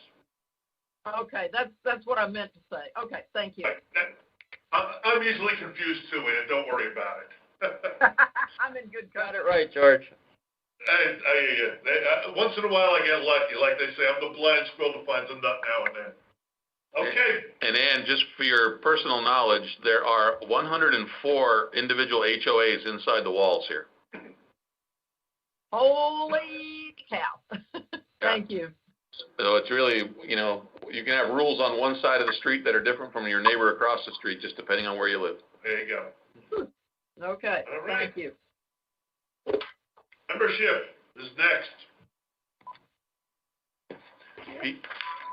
We introduce General Pete Finelli. Oh, no, I got it. I got it. This is, when we talk about membership, some things that have come up that we're going to need some governing board assistance when it comes to looking at a policy scenario when it comes to late fees, collections, and liens. Just real briefly, as you well know, if anyone is 30 days late when it comes to their annual dues, they are assessed a 10% fine. And then they get, along with that fine, they get a 60-day notification that if it is not paid within that 90-day period, a lien will appear on their property. And at that point in time, since we pay by individual owners rather than rooftop, the individual owner who is deficient in paying, their individual owner member card gets deactivated. And no further notification comes down the pike after that point. Once your card's deactivated, those are the only teeth we really have when it comes to collecting fees. And so at the 90-day mark, a lien is filed, and there's a $150 per person charge on the deed once the property is deemed no longer in good standing. What we're dealing with oftentimes, and it's kind of bizarre, but anybody who's, all the names on the deed get individual bills. So husband and wife are going to get identical bills. At times, the husband will pay and the wife will not. Other times, the wife will and the husband will not. And one of those are deficient. And so we spend a lot of time chasing those down. But the policy that we're looking at is if once a lien is placed on the property, and we bounce this off our attorney, essentially the property is considered no longer in good standing. And then both or all the names that are on that deed, their cards should be deactivated. That's not happening. And so we're just focusing on the individual who is deficient, although the property has been liened. And so what we want to try to clear up for our membership staff is working with you all on a policy that basically allows or provides us the opportunity to, once a lien is in order, all names on that deed are deactivated until the outstanding fees are paid. And we'll need to bring this forward to the committee levels. We know that's all coming up in the future. And when you get back in September, we'll have another workshop session on this. We can get into details as to how many numbers are out there.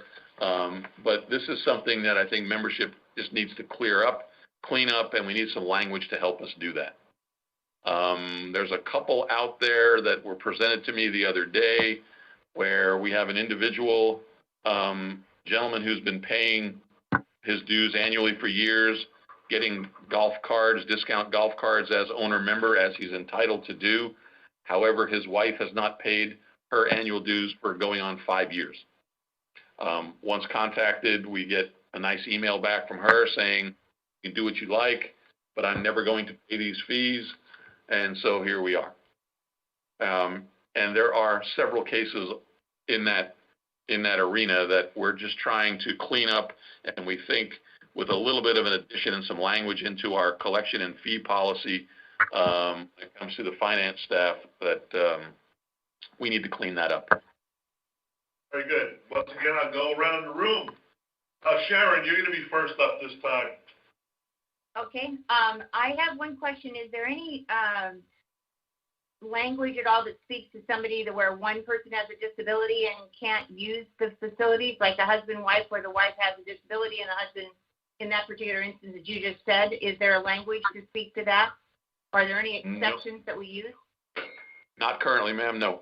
I mean, basically what Katie touched on earlier was state law that mandates the planned communities that we live in. Once you sign a deed on that property, you are mandated to pay the annual due fees, and you sign a contract accordingly. Okay, and is there any recommendations from staff how that ought to be set? As what needs to be set? I mean, for example, do you have any recommendations from staff as to whether or not you have a lot of these or a few of these, if there's specific language that you like to see written in versus what we might discuss? I mean, does staff have some where they'd like to go with it? Yeah, I think, and specific language has not been drafted or crafted yet. I think we would use our attorney as far as getting that together, but I think in speaking with staff, they just want some backup when it comes to enforcing the deactivation of cards once a lien is imposed on the property. That's where we're at. And numbers wise, I can certainly get back. I don't want to give you a wrong number, but I'll get with members today and shoot you back something as far as that goes. But it's sizable. Okay, that's all. You don't have to give me any other numbers. I just wondered if it was a lot of them, or like Airbnb is. Okay. Right. Thank you. Right. Thank you. Jim Young. Nope. Thank you. Jerry Connor.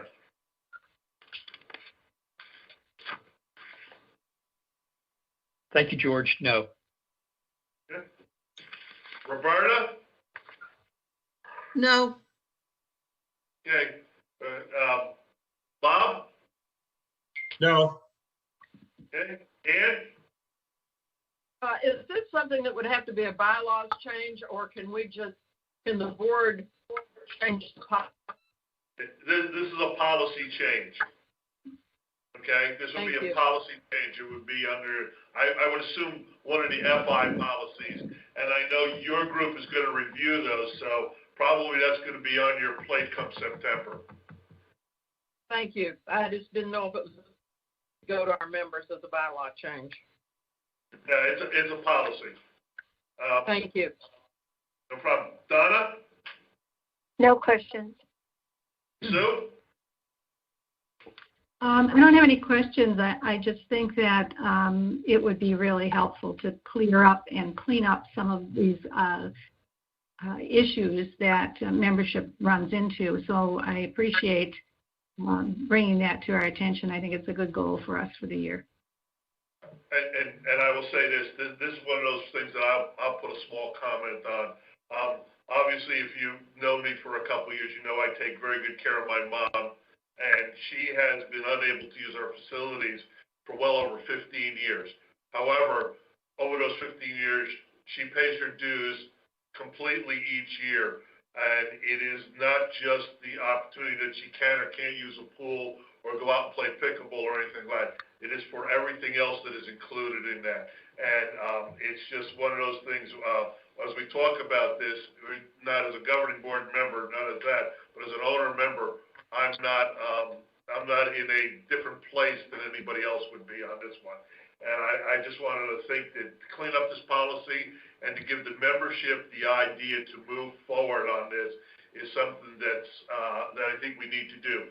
A lot of the policies we look at have been rewritten and done over a number of years, and we need to just take the time out to say 25 years ago the language has changed. We know 25 years ago we were in a society where we would put something down and everybody understood it. Now we're in quite a litigious society, so we need to be careful and concise in what we need to do. But to give membership the opportunity and the staff the opportunity to make sure that everybody's in compliance is what we're all about. That's my own opinion on that one. Thank you, Bill. Who's next on my list? Love improvement and funding. Oh, boy. Anything behind that? Yeah. Folks, this is going to be an open discussion. This is not something we're going to settle anything on, but this has been a hot topic in our community for many, many years.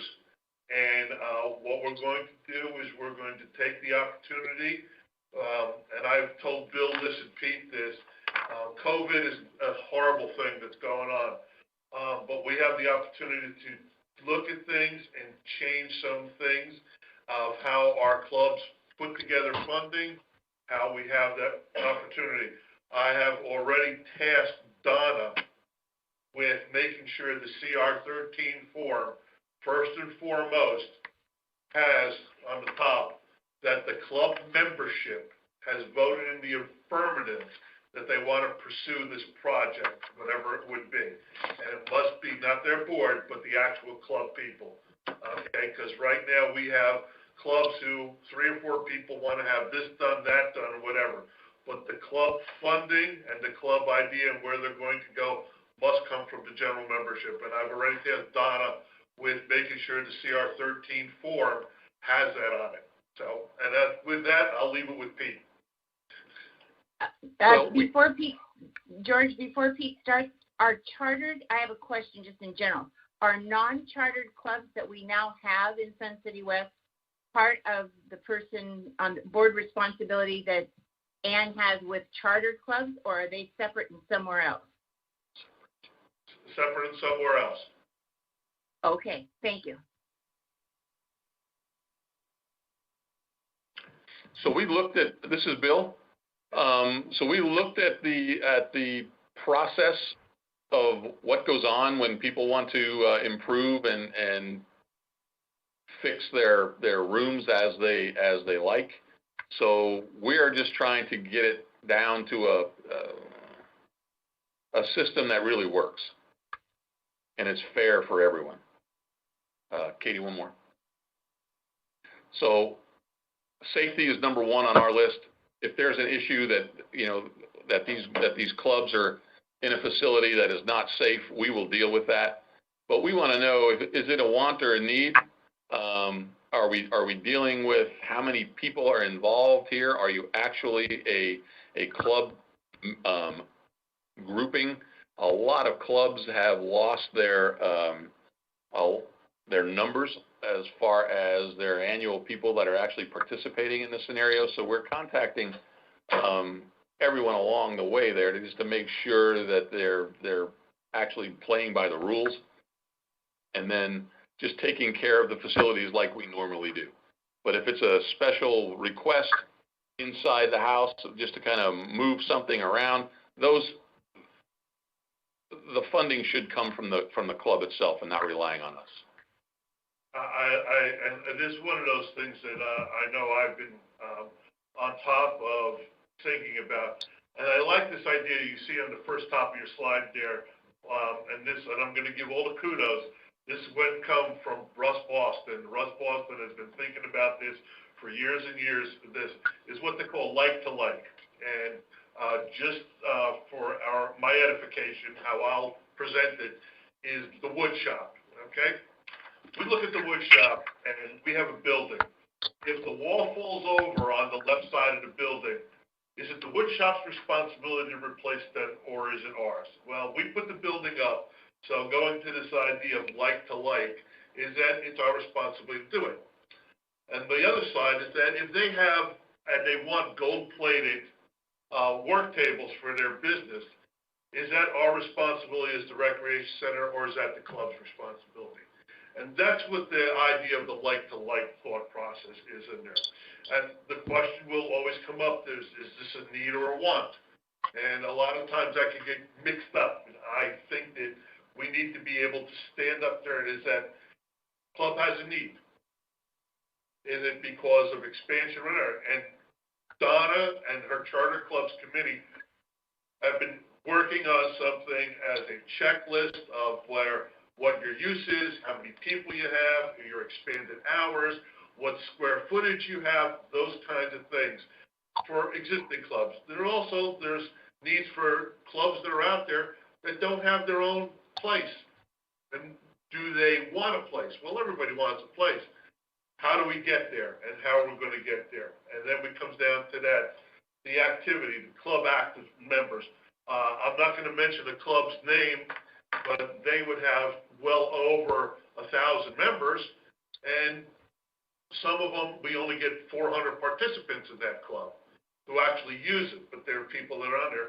And then we go to the smaller clubs that are out there and say, where are their activity numbers? You know, are we got on there? We've talked many times about some of the card playing clubs that were over at Beardsley that took the opportunity to join. And now they had 4 out of 5 clubs that really didn't have enough numbers to support what they like to do. They combined with somebody else, and we did not lose the opportunity to have their ability to do that, but their their craft or their card playing ability or their gamemanship has not changed. It has just been put under a bigger umbrella. And with that, we have seen those clubs actually grow a little, and they have participation across, as we politely put it at the card table, across the table.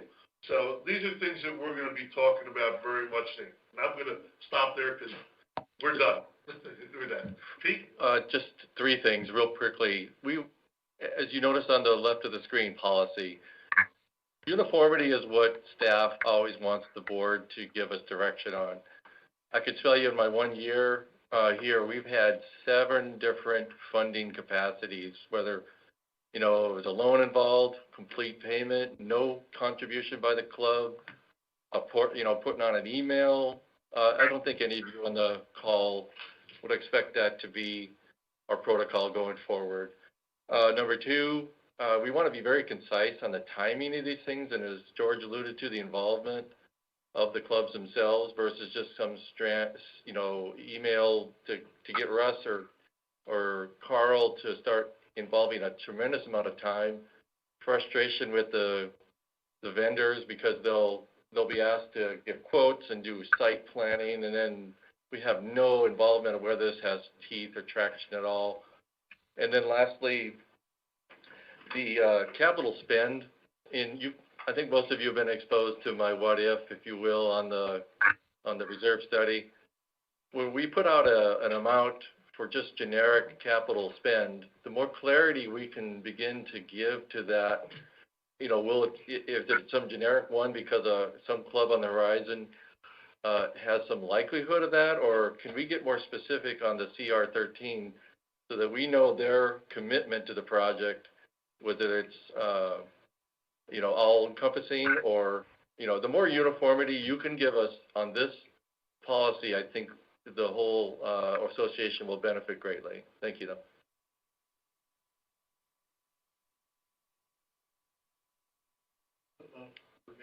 Any questions? Okay, all right, now my questions around the horn there. Sue Fitzsimons, Vice President, you're gonna be number one on this one.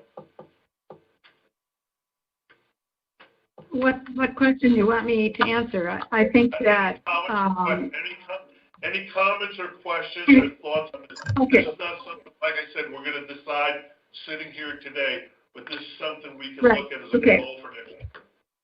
So great goal, and I think it sorely needs to be done. And so I'm real glad that it's going to be something that we address. And hopefully this can be done maybe early in the fall when we're not doing other things, so that we have some direction. This is good. By I think this is something that we need to have as a priority, Sue, only for the reason is that when we get to Jerry, and Jerry, I know Jerry will say it about our capital funding, but if we can put this stuff into perspective, when it comes to the January for capital funding, we'll have a much better handle on it for staff to be able to put dollars on it.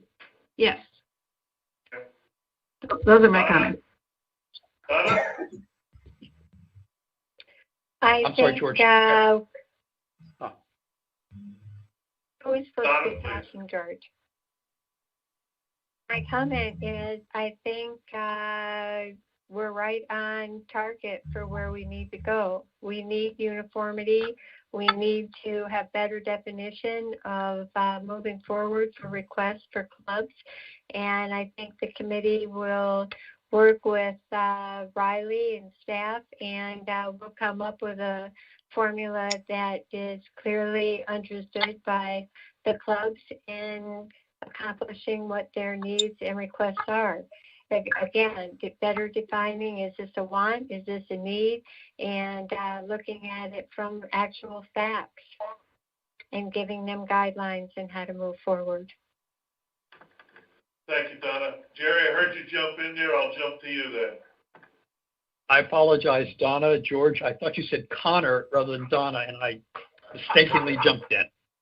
No problem. Okay. First of all, echo Sue, echo Donna. Oh, good.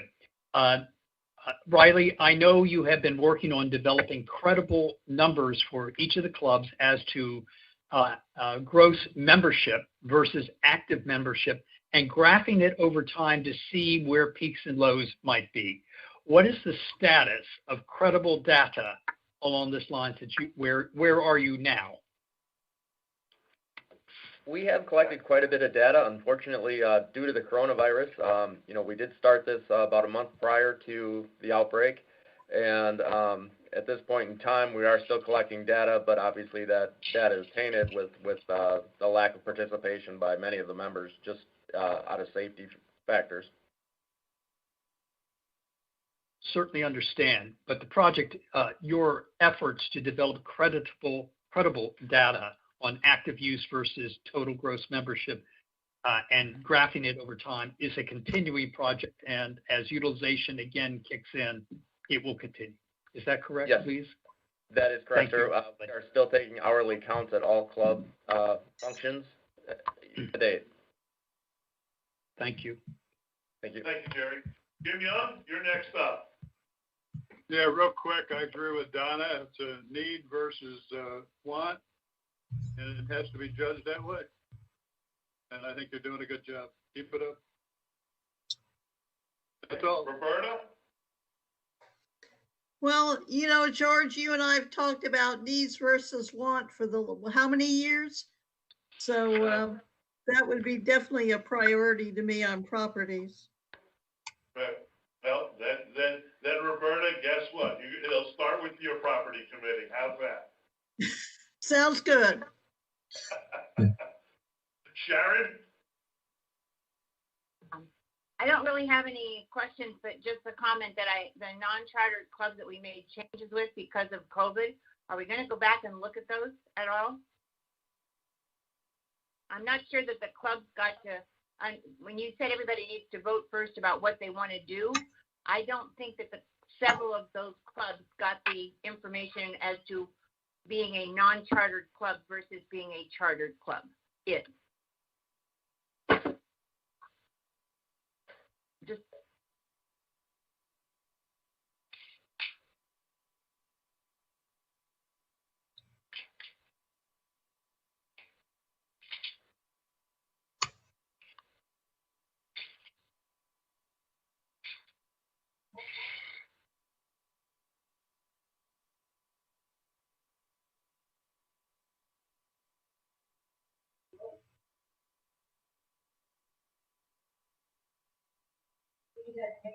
Okay, everybody, we have technical problems again, so just hang tight, they'll be back.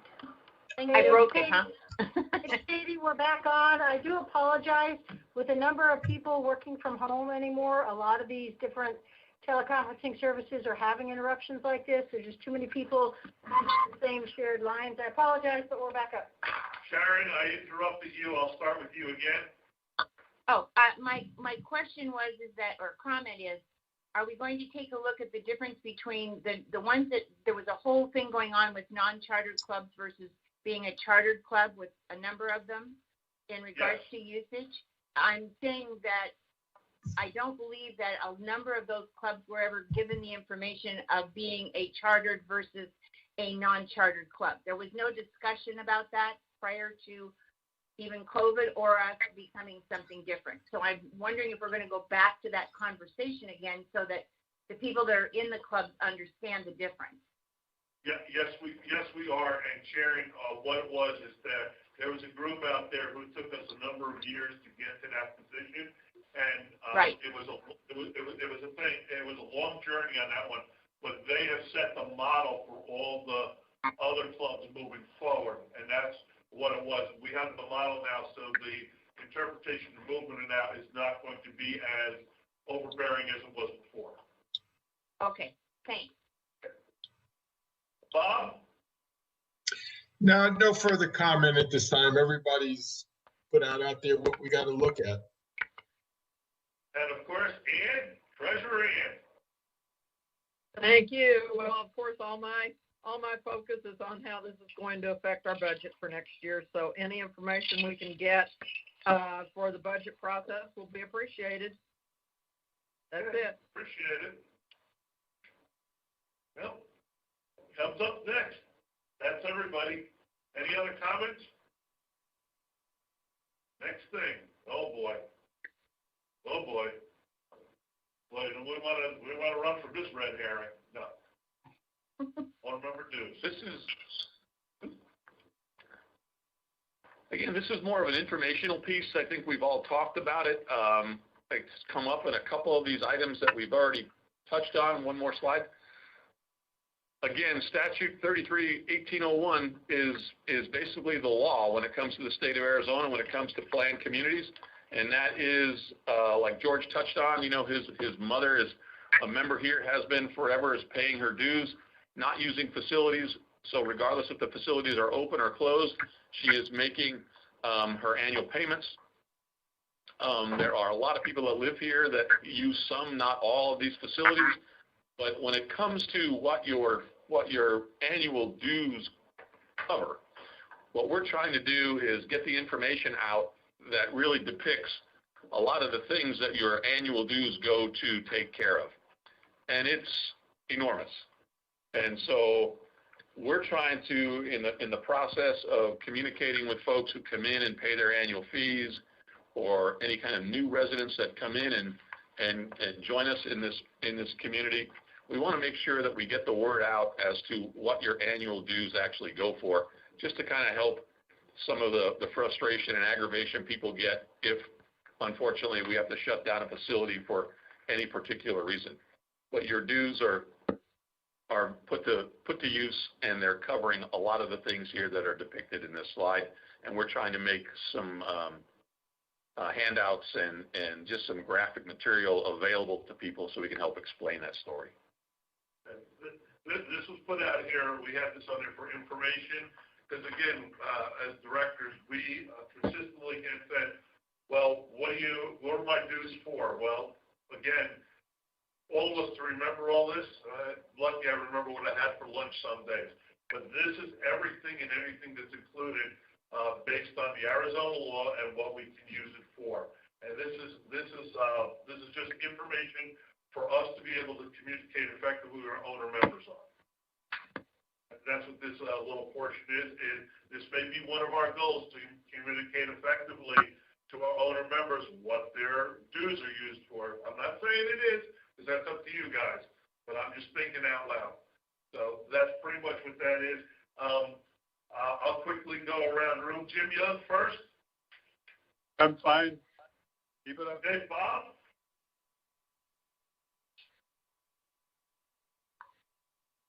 Bob Canero? Might be taking a break. And?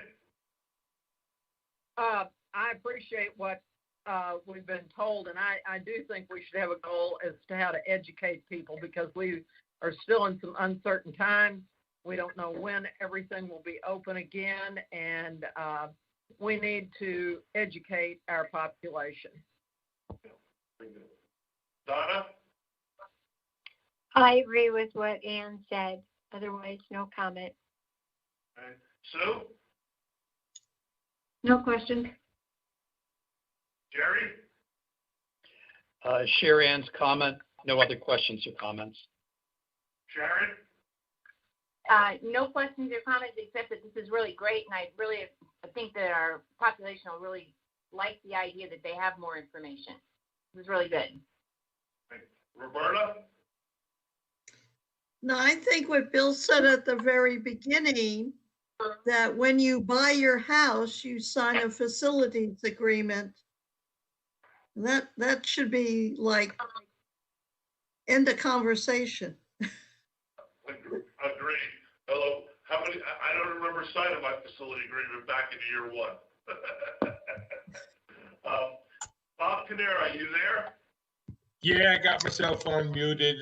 No, it's perfect. Everybody's got to understand you're not paying necessarily because you're paying because you're here. We have to upkeep this beautiful property. That's it. This is good stuff. This is very, very good stuff. Okay, and that was it. Just FYI information. Let's go to our, now, look, quick question. Does anybody need a few minute break to take from this, or we continue to plow forward? No, Yeah, give us Bob? Yeah, give us about a 5 if you can. Okay, we'll reconvene at 11:05. Just stay right on, okay? Yeah, it's lunchtime in Missouri. Lunchtime. I like that.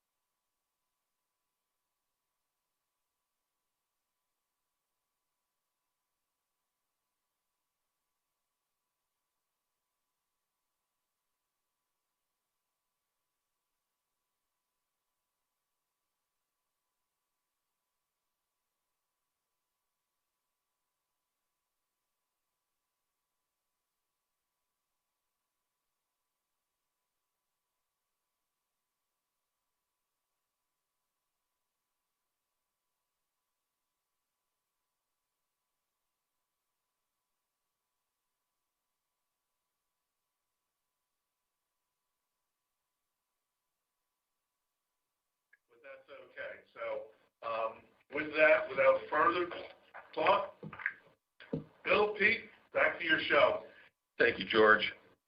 When we talk about revised budget process, we're really focusing on capital. When we look at how we fund our capital programs on an annual basis, we want reliable funding to be able to repair and replace what we have listed in our R&R program. The three major areas that we receive financial assistance from are the APF funds, the excess of our annual operating budget, and whatever dividends we collect on our investments. So the R&Rs are currently funded on a somewhat of an uncertain number when it comes to the income statement at the end of the year, rather than a steady and identified funding source. The number changes every year, and so as we put our budgets together, we're kind of in not so much of a guessing game, but we're making some assessments based on what ifs. So what we'd like to propose, and I think, George, this is something that you're kind of hitting home on as far as this year's presidency and something that you'd like to see happen, and that is if we can get our replacement needs identified with the reserve study and get away from the uncertainty of the income statement. And that is just simply changing the way we look at the next year's capital budget and utilizing money that we've already collected, money in the bank. So essentially, if we were to have the accounting department and finance look at what we've collected January through December when it comes to the APF numbers, as well as our dividends. And then as we move forward now with the annual dues payment being $497, if we were to take 10% of that money, 10% of the $497, and put that into the R&R fund. So on an annual basis, at the end of December, we would know what we've collected on a 12-month basis on a 10% cut off of the user fees. On top of the APF fees that we collect and the dividends, that would give us a hard number. And as we look forward, putting the capital budget together for that following year, starting in July, we would have a hard number to deal with, and then enable staff to go back in, work with the governing board, and seeing what we can do with that number, not touching the reserve study. And folks, Bill and I are going to have a quick conversation about this. First off, we are not saying that we are going to tell the governing board they're not going to approve each one of the items as our bylaws say. There is no change in that. What we are talking about is saying the revenues that we collected on a calendar year are going to be used as the budget basis for the next year, because it's dollars that are already been collected and it's already in the bank.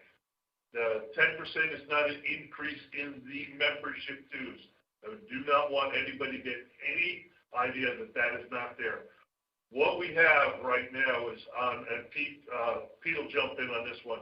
Over the last number of years, we have had X amount of dollars between 1.5 and 2.2 million in quote unquote operating excess, and that would go into reserve funds. What we're going to and looking at is what they call a neutral income statement, where our expenses and our revenues are pretty much in line. And the cut immediately off the top of that, when we get that revenue source, will go right to the reserve fund directly, instead of waiting for a year or 18 months that it sits in limbo. And that's what we're talking about. Is that the gist of it, Bill?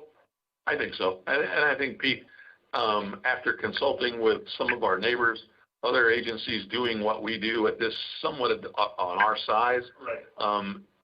Looking at the way they capture their capital funding, it's pretty much in order with that. And I'll let Pete kind of take it. And a couple other questions for Bill on this one. We can do this, even though COVID's a horrible thing that's going on, because of how it's parade. This is a year where we can reset that number based on COVID and what we've done so far. Right. Okay. We're not too far off, and I think, as we move forward and get closer to September and as the economy opens up a little bit more and that type of thing, we are seeing a little bit of a cut in some of the housing that is selling here. So we can put those numbers together as well as that goes. But really, as far as our operating expenses go, I think we're sitting in a pretty good spot. But, and to that point, when you say house sales and this and that, what we would be looking at is that we wouldn't be basing our budgeting idea on a guess of how many houses we would sell. We would know how many have sold and how many fees have been collected. That's right. Thank you. Hard number. Sorry. No, you guys have added much to what I was going to communicate, and so it's perception thing in many ways. So let's talk about perception for a second. One of the reasons we're here today is to give you, the governing board, what policies cause reaction in the community. And the very first one that I would communicate is that when you use the phrase excess of operating revenues over income, I can't tell you how many people communicate to us that, well, if you're making so much, then why don't you cut your dues? And the question that I have or the comment I would have to you is the method in which we infuse those funds into the reserve funds. I'm not proposing, or Bill was saying earlier, we're not proposing to change that one iota. Right now, it's about reliable funding for into the reserve funds for repair and replacement. So let's talk about that for a second. Hundreds of thousands of HOAs exist across the country.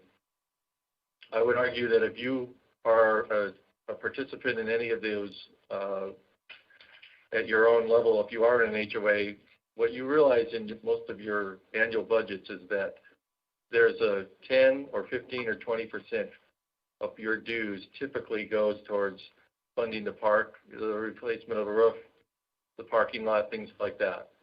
And so our sister facility, our sister community in Grand designates approximately 15 to 20% of their annual dues strictly into the reserve funds for repair and placement.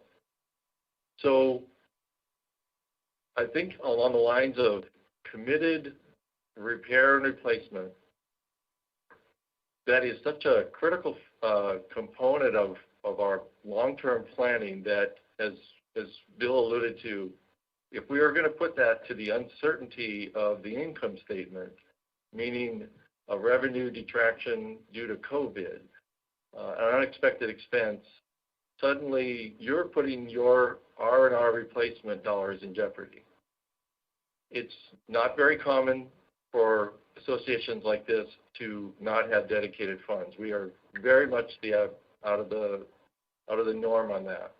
So again, I'll reiterate, we are proposing a dime change. $1.5 million on average. The budget this year is about $1.6 million. Take that over roughly 30,000 members, and you get to $50. That 10% of your dues being directed right into the R&R is very consistent with how the HOAs and other places do it. It is actually below the norm of what our expert for the R&R, DJ Blaming, who presented in January. Most HOAs are in the 15 to 20% range. And lastly, this perception of annual dues are somehow creating an income source, and why then don't we get some of that back, I think puts to rest that we're out making money. We aren't. We're funneling that same amount into it.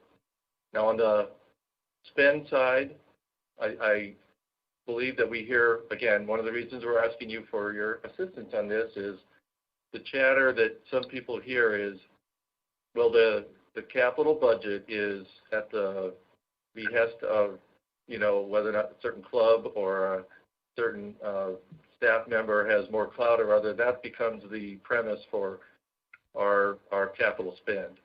The reality is that I think everybody in the room hopefully will agree with this. We always want to put our R&R front and center first.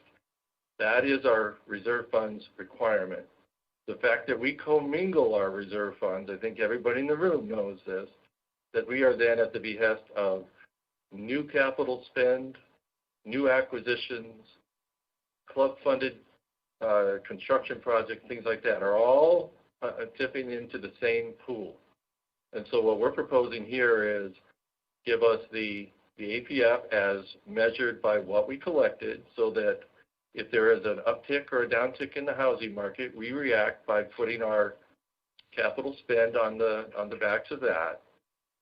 The R&R needs that dedicated commitment to make sure we say our inflows equal or not exceeding our outflows.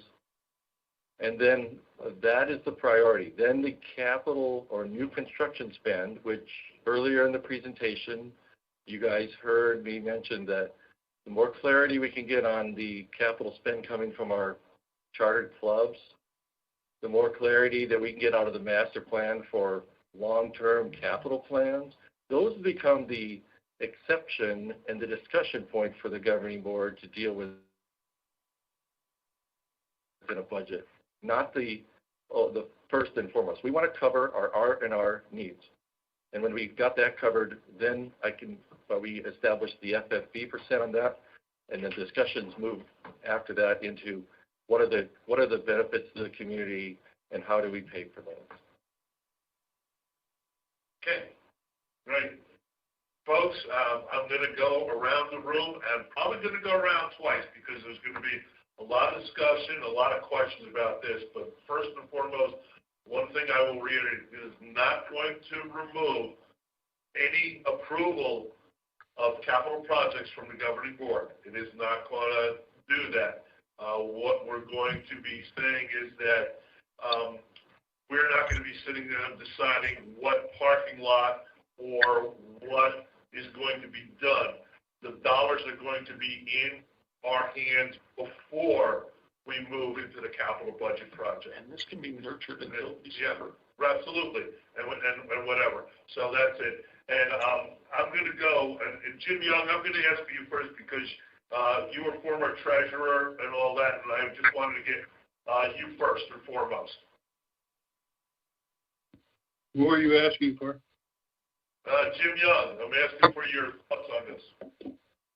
Yeah, I love it. I think the big problem we've had over the years is that we decide how much money we're going to spend in capital changes on need or want, and it doesn't work. The only difference that I would make with what Pete is talking about is something that we tried a few years ago and it never got in. And that is that every year we need to have some new money for new funding. And I would like to see it separated in that percentage. So if you're going to take 10% of the money out of the dues, I think a certain percent of that should go into a different line item called capital fund. And by doing that, it allows us over the years to recover some of the new stuff as long as some of the old, which we do now, but just by flipping the coin, I guess. That's my only comment. Thank you. Pete has a question. Outstanding. Thank you very much. No, it's more of a comment. Okay. Well, I'm not proposing to make any change to our bylaws or our policies. Two clarifying points. Over at Grand, they have, as I mentioned earlier, a component of their dues that every member pays. Those funds are exclusively designated to the R&R. That percentage of FFB that we presented quite a bit over the last year, the range of risk, if you will, they evaluate that entirely on its own. Reserve funds equals the percent of the FFB, and they have that as part of their financial disclosure. The APF fees over at Grand are collected and used exclusively for new construction or capital spend that is not part of the R&R. your idea, I think, first of all, to somewhat isolate, and I kind of do this, Jim, a little bit within the what if, where I put on the 10-year projection about 900 grand, which has been the historical run rate for new capital spend. But if we were to start isolating a portion of the reserve funds to be used exclusively for the new construction or acquisitions or capital, I think that would be an outstanding idea. Very good. Bob Cadero, you're next up. Thank you, George. Just mainly a comment. I love the whole idea because I was always a proponent of you should never spend more than you actually have. And I think this puts us where we have to be so that we know come January 1st, this is what we have.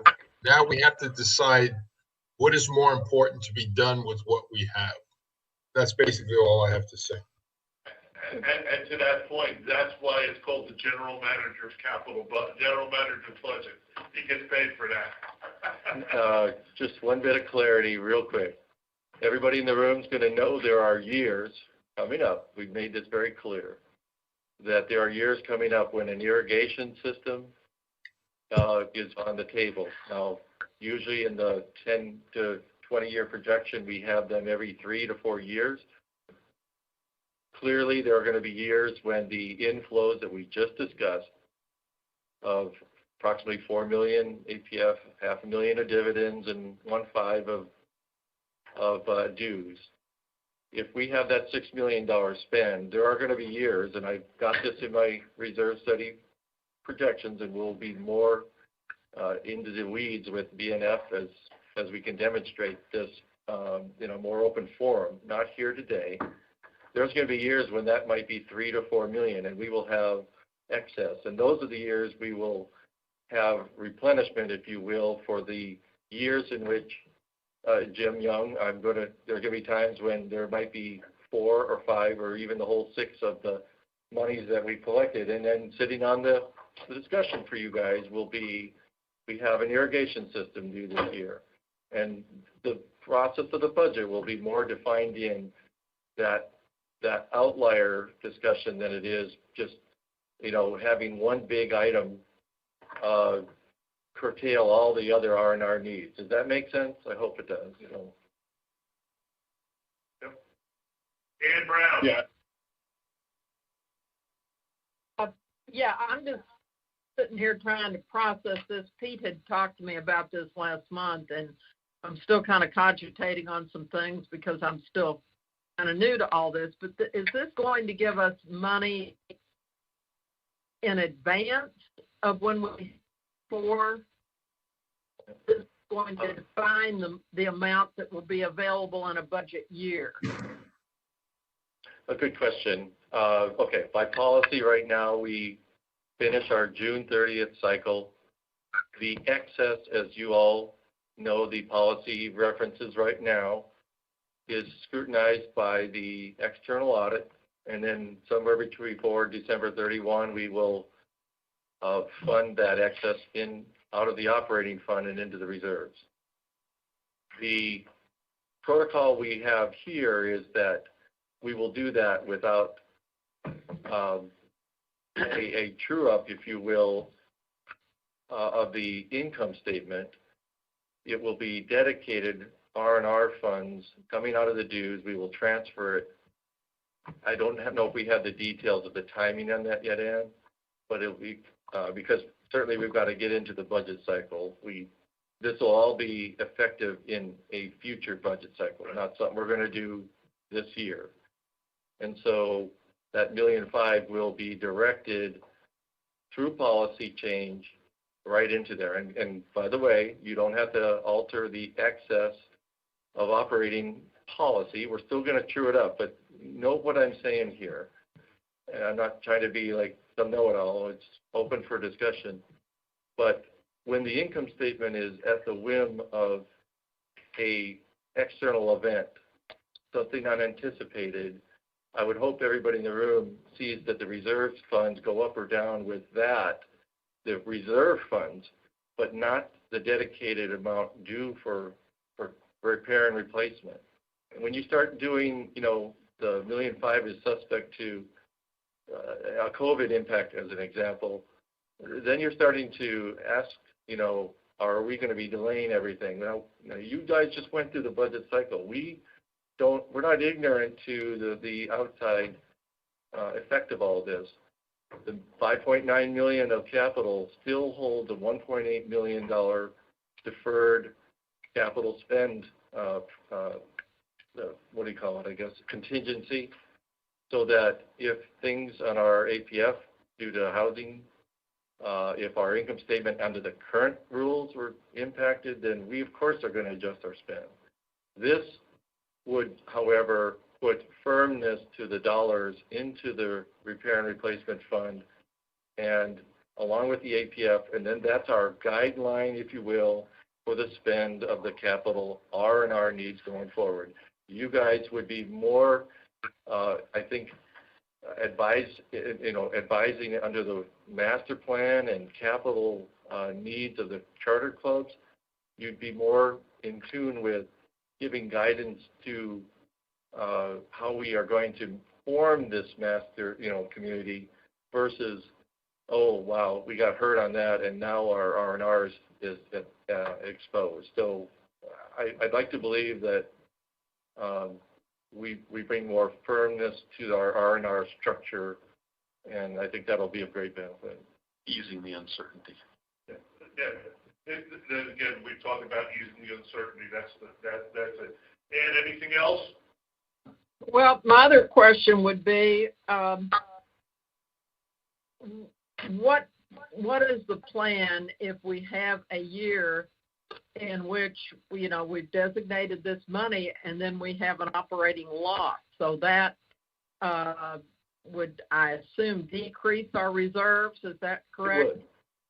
You're 100% right. And it's not we operate within the range of risk. I mean, we could continue doing this, but it's my opinion that, again, if you're out in the field like we are, I can't tell you how many questions we field over, if you're making so much money, then why are your dues going down? And the reality is everybody on this call should, I hope, understand that we're doing a de facto infusion of operating dues by using this excess. Why not call it what it is, like almost virtually every other HOA I know does, and says, you need as an owner member to have a component of your dues go for the repair and replacement of these facilities. And then lastly, our income statement, Dan, comes down to it doesn't have to be zero to the penny, but we kind of follow more in line with our perception as a not-for-profit. And then lastly, yes, there could be impacts. And what you just said is if something was material enough to throw us off of our budget, it would impact into reserve funds, which annually we give you an update. And thankfully, at this juncture, we are sitting well within, an acceptable range of risk. Okay, thank you. I just like to look at possibilities, but I like your approach, Pete. Thank you. Thank you. Donna Maloney, you're next. I like what's being proposed, and I don't have any questions, and I would support it. Thank you. Jerry Connor? Thank you, George. I share a lot of Ann's comments. Very helpful. I appreciate that. I think it's useful, as staff is suggesting, that they have a kind of working number to start building the cap R&R expend for the upcoming fiscal year.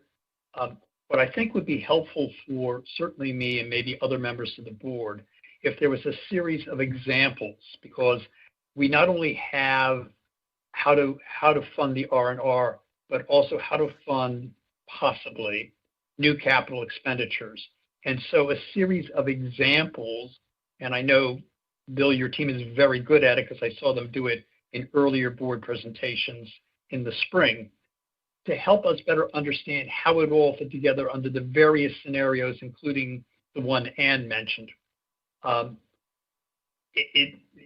just think that would be very useful for the board when you come forward with an actual proposal of how you'd like to proceed. Okay, got it. Thank you. Thank you. Sharon? No questions. I like the proposal. Roberta? I ditto Bob's comments. Okay. Vice President Sue, not last, but not the last, but surely definitely not least. Okay, and I'm still here, hanging in. I like the concept, and I'm assuming, I hope correctly, that you've already looked at what we typically spend and are comfortable with the 10% number. So that would be my only comment. Yes, ma'am. Yep, absolutely. And I suggest to Pete to make it a percentage, only because if the APF fees go up, go down, go side, whatever, we know what that percentage is going to be. It's not a fixed dollar amount for a percentage that comes off there. That was my only other comment on that. What else have we got on our list here, Brother Bill? Good news. Nothing? Good news. Good news. President George. Yes, ma'am. You said you were going to go around twice, but you didn't. So I just wanted to put a little, I wanted to put another comment in. I like Jerry's idea of scenarios, and I think those will be. I agree, and I think that those ideas are what the discussion points will be. And I think that each one of the committees that will have this put up in front of them will go through the what ifs. And I think that if we look at it as a whole, the what if on these things can be very easily handled. I mean, obviously this year, what we've done is we have a capital budget that we voted on last year, and it's in place now. And we're going to be looking at it, and we're going to be looking at it in January and December. And if things financially aren't solid, we're going to look and say, this project doesn't go forward, this doesn't go forward. I think that's a prudent thing that we do year in and year out. And I just think that we haven't talked about it, but I think our staff does a great job at that. I'd like to see it presented as this is how it is now, this is how it would be under the new scenario. I really think that by the time we get ready to, I'm ahead, but thinking that we're going to take this to a board meeting and where residents will be looking at this, I think we need to have it presented in a way that's accounting for dummies. So, well, guess what? I think that's one of our goals coming forward. What do you think? Okay. And Pete, guess what? It's on your plate on this one. Thank you. No, listen. This is a fundamental thought change of how our community is being looked at, and moving forward, we are giving not only this year's board, but all the boards going forward and staff a solid foundation to move forward financially. And again, one of the great things about being on the board, and one of the things that I always say, our finances and are so open. It is an honor to have it in there. I don't know if there's any other community that publishes monthly their financials for everybody to see and keeps up with it online and has a CFO and a staff that will answer their questions directly. We are just so honored to have those people. Bill, this is a good one. Yeah, good news finally. We'll save it to the end. What we have here in front of us is a little bit of a depiction of the southern half of the United States, with Texas being the low point. But as we sit here today, this goes back about 80 days. Pete walked into my office at the end of February looking rather pale at the first dip in our reserve fund status when it came to the investments. And I want to give a shout out real personally, man, to Mr. Young today, because I believe he was around when the decisions were being made to get us out of CDs, get us into some kind of professional investment, and led us to where we are now. As of February, end of February, sitting in a little bit of like $23 million in a cash reserve. Major league kudos, and thank you, Jim, for doing that. But as Pete walked in looking pretty pale one day, we started talking about the COVID-19 scenario and the stock market and how things were failing. And every day, Pete was looking a little bit worse.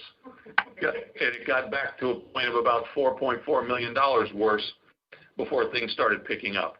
But as we sit here today, and this slide was inserted into this presentation a while back. It's not the most current numbers.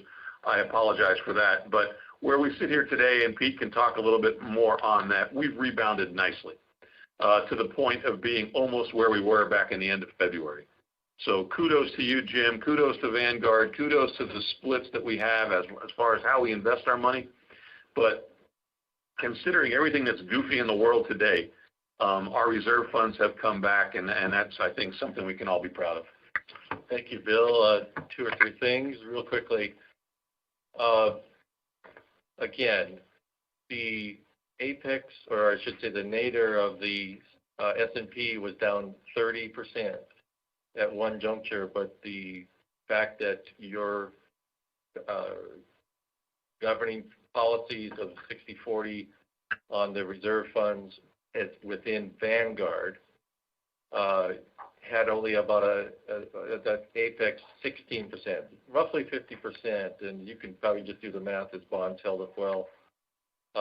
Interestingly enough, twice they were rebalanced because the equities had dropped, that they actually sold off some of the, or excuse me, rebalanced some of the bonds, and when you went in and purchased more equities on the rebound, we actually benefited as an association because essentially, if you think about it, by the rebalancing, we bought the equities when they were at the low end of the price point. So that actually worked to our favor.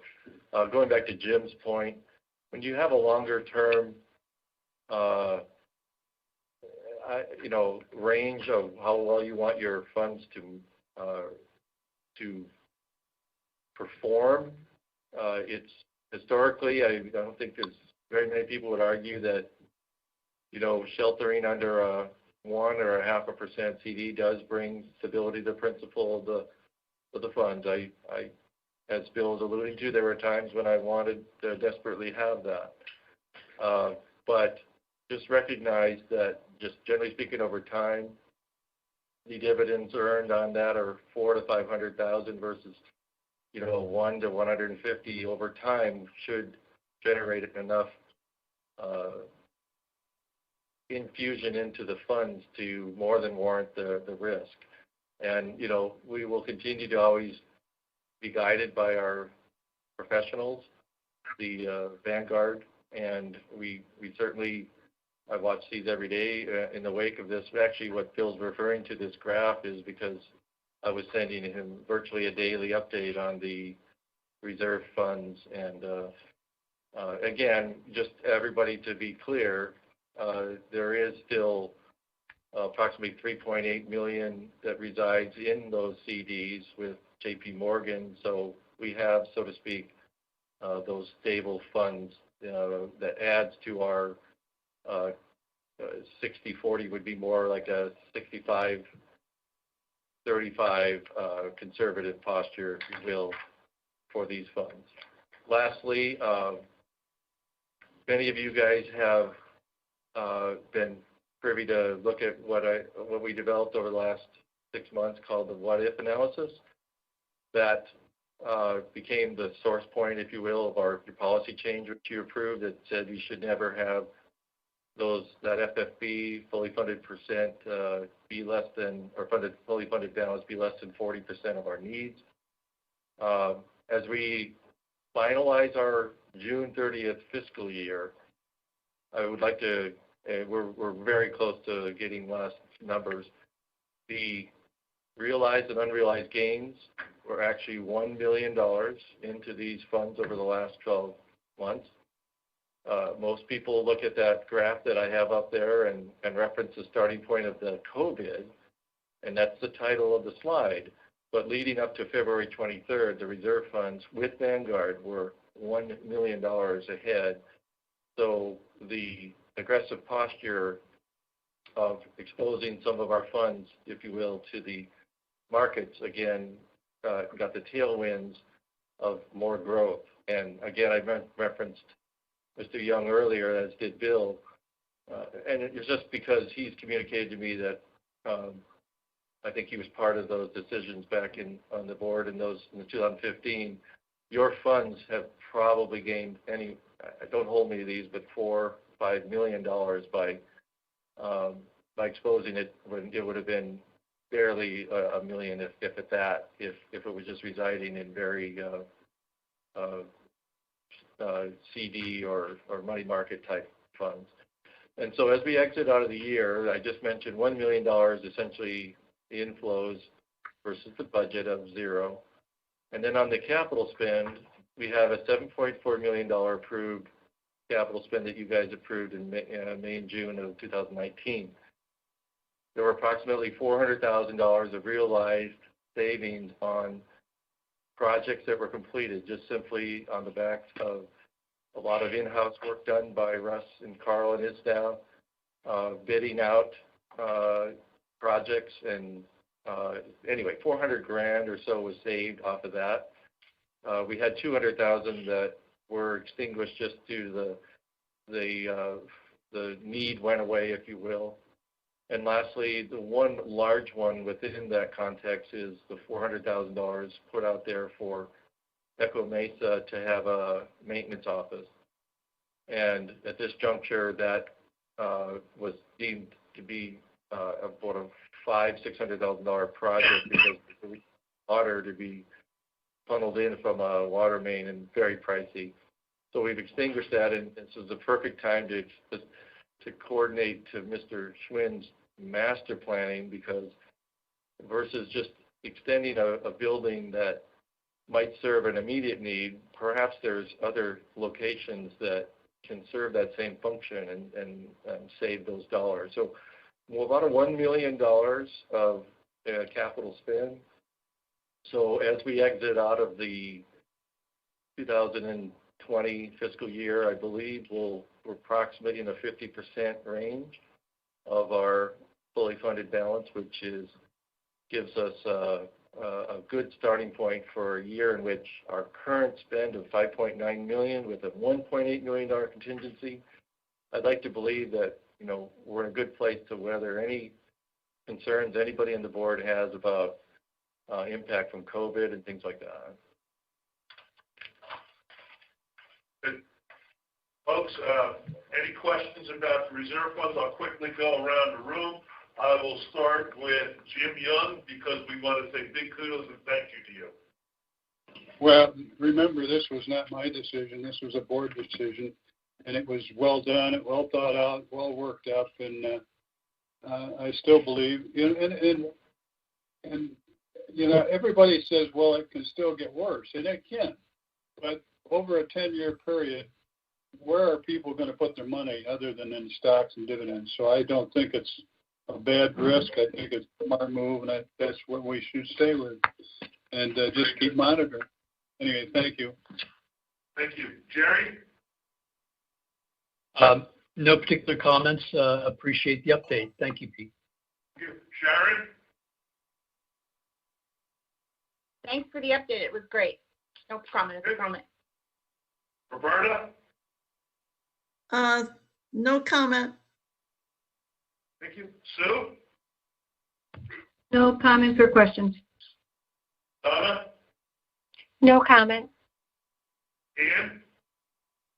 Thanks for the update. No comments, no questions right now. Bob? Nope. Kudos, everybody. Kudos. Okay.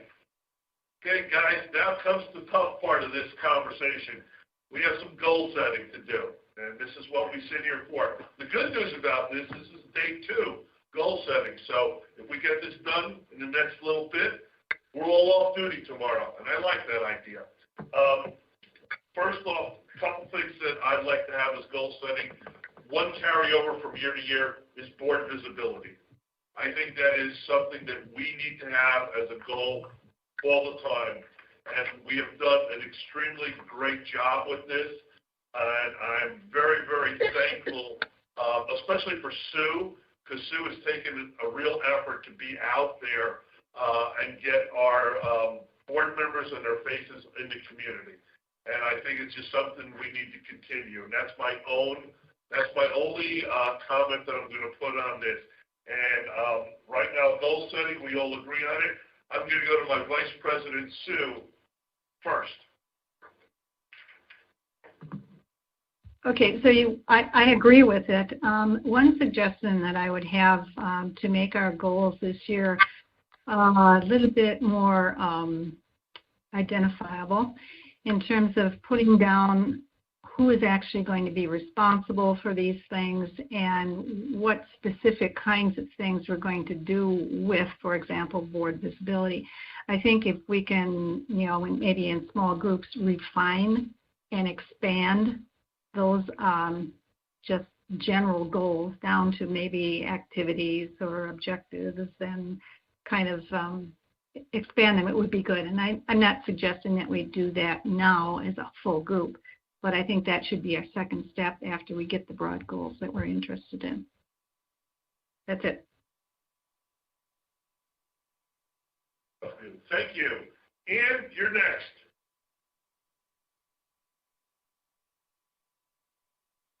Well, I don't have anything to add at the moment other than the things that we've already talked about today.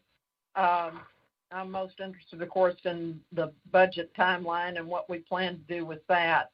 And I also like all the things we need to clean up with membership, those type of things. But I don't have any other goals to add right now. Very good. Donna Maloney.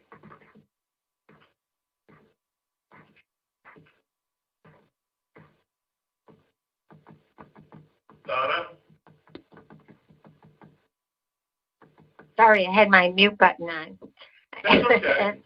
As far as being chair of the Charter Club Committee, I'm hoping that we will be able to work with the association and charter clubs in establishing a formula and a template in moving forward with the relationship between charter clubs and the committee and the association.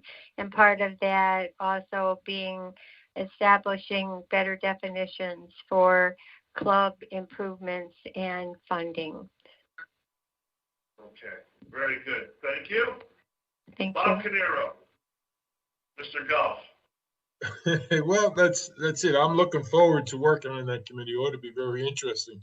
No, I just think that we've set some pretty big goals for ourselves in all our past discussion today. A lot of things got to be done, but that board visibility that Sue's put forward, I think is really important. We have to be out there and listen to our fellow residents and try to find out what they want, what they need, and then try to work it within whatever we can get together for it. That's about all I have to say. Okay.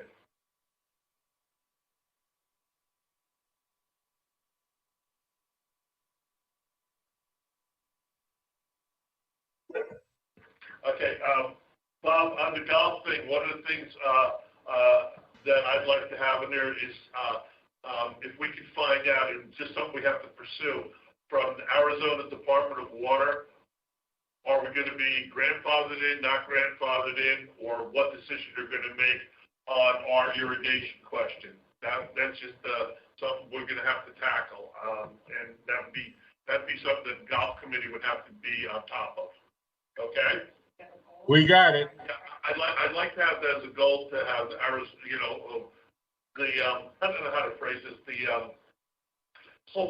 Some kind of irrigation statement from legal and ADWR. ADWR statement. Clarity is good enough. Okay. Clarification on irrigation. Okay. Jim Young, you're next. Well, it isn't a goal necessarily, but it's a concern. I noticed that the clubs, because of the COVID, are not being used anywhere near capacity.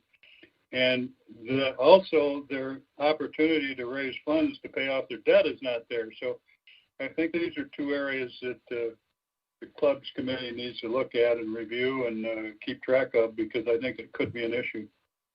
I don't have any goals that help set right now. Sue is right on. We need to keep up I think that there's another technical failure, so if you could hold your thought a moment, everybody stand by.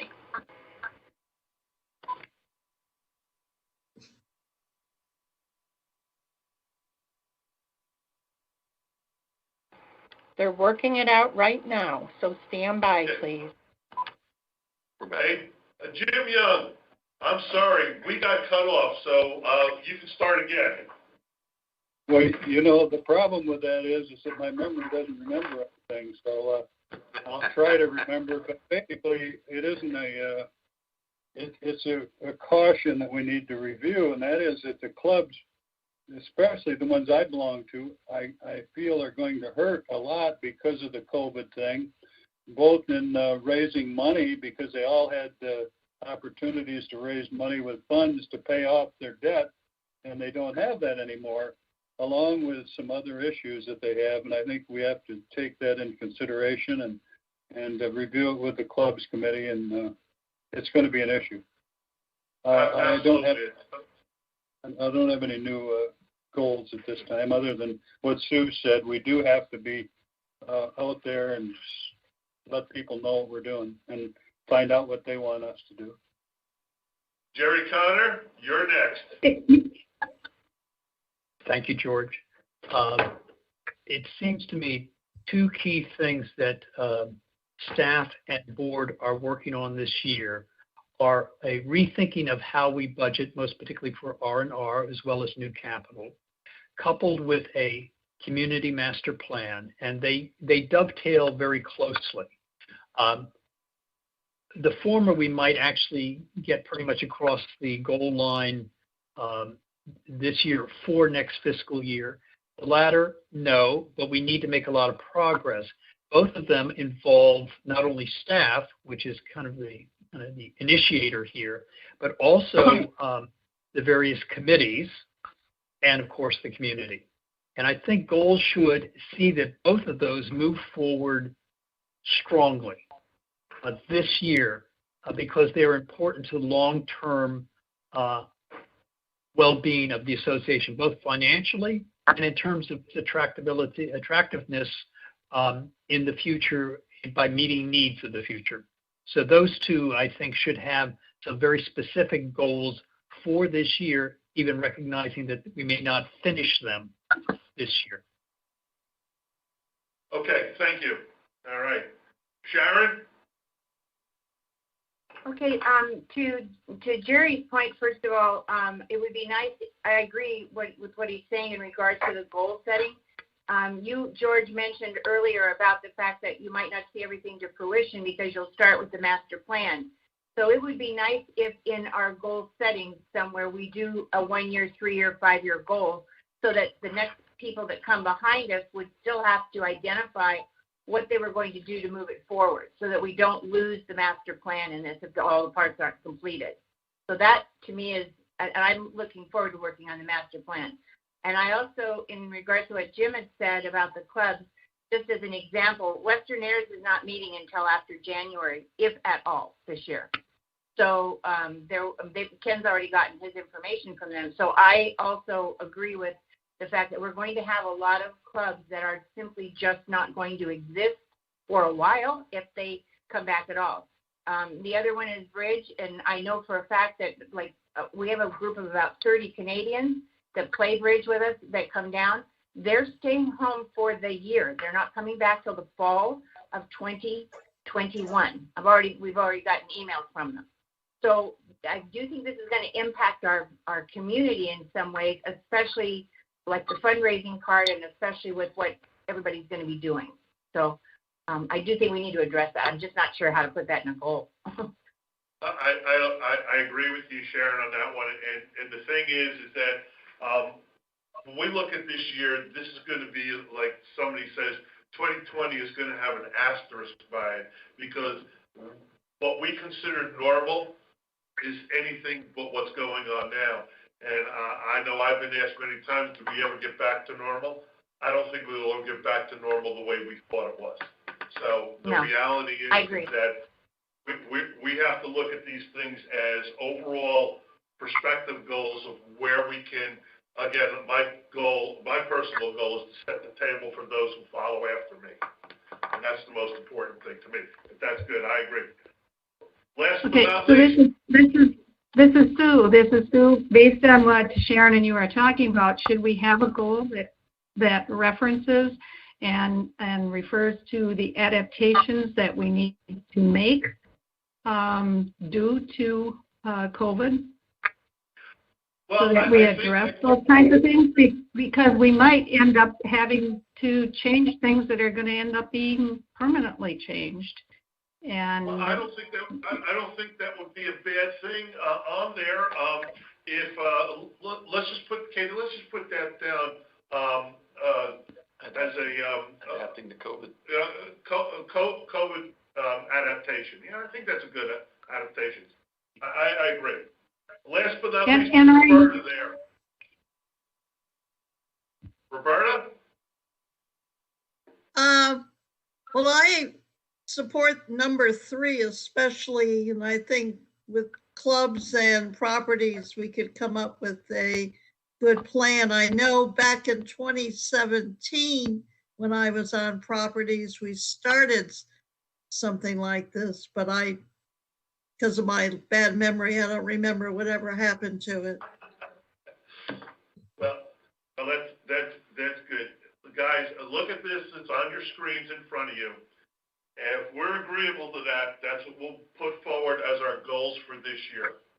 I think all of them are achievable, and I think that it gives us enough flexibility in being able to move with whatever comes our way, but also gives us a direction about moving forward. And if you guys are all agreeable to this, this is what we'll put out there as our goals for next year.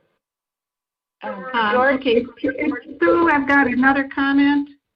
Sure, Have we incorporated all of the things that were presented to us today? Because I was assuming those things were going to be some of our goals.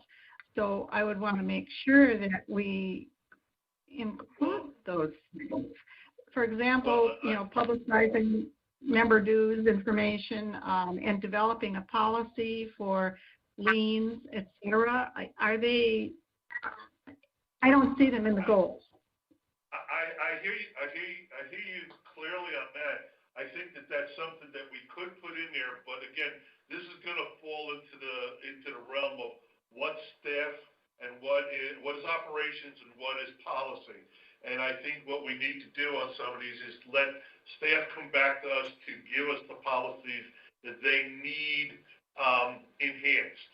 That would be my just thought on that.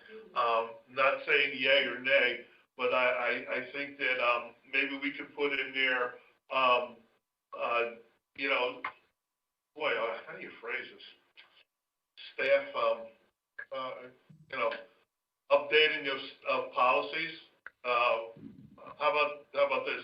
Updating of the budget and the budget policies. There it is. She's got it. God bless Katie for typing like that. I'm going to take off 2. That's good. Okay. What do you think about this?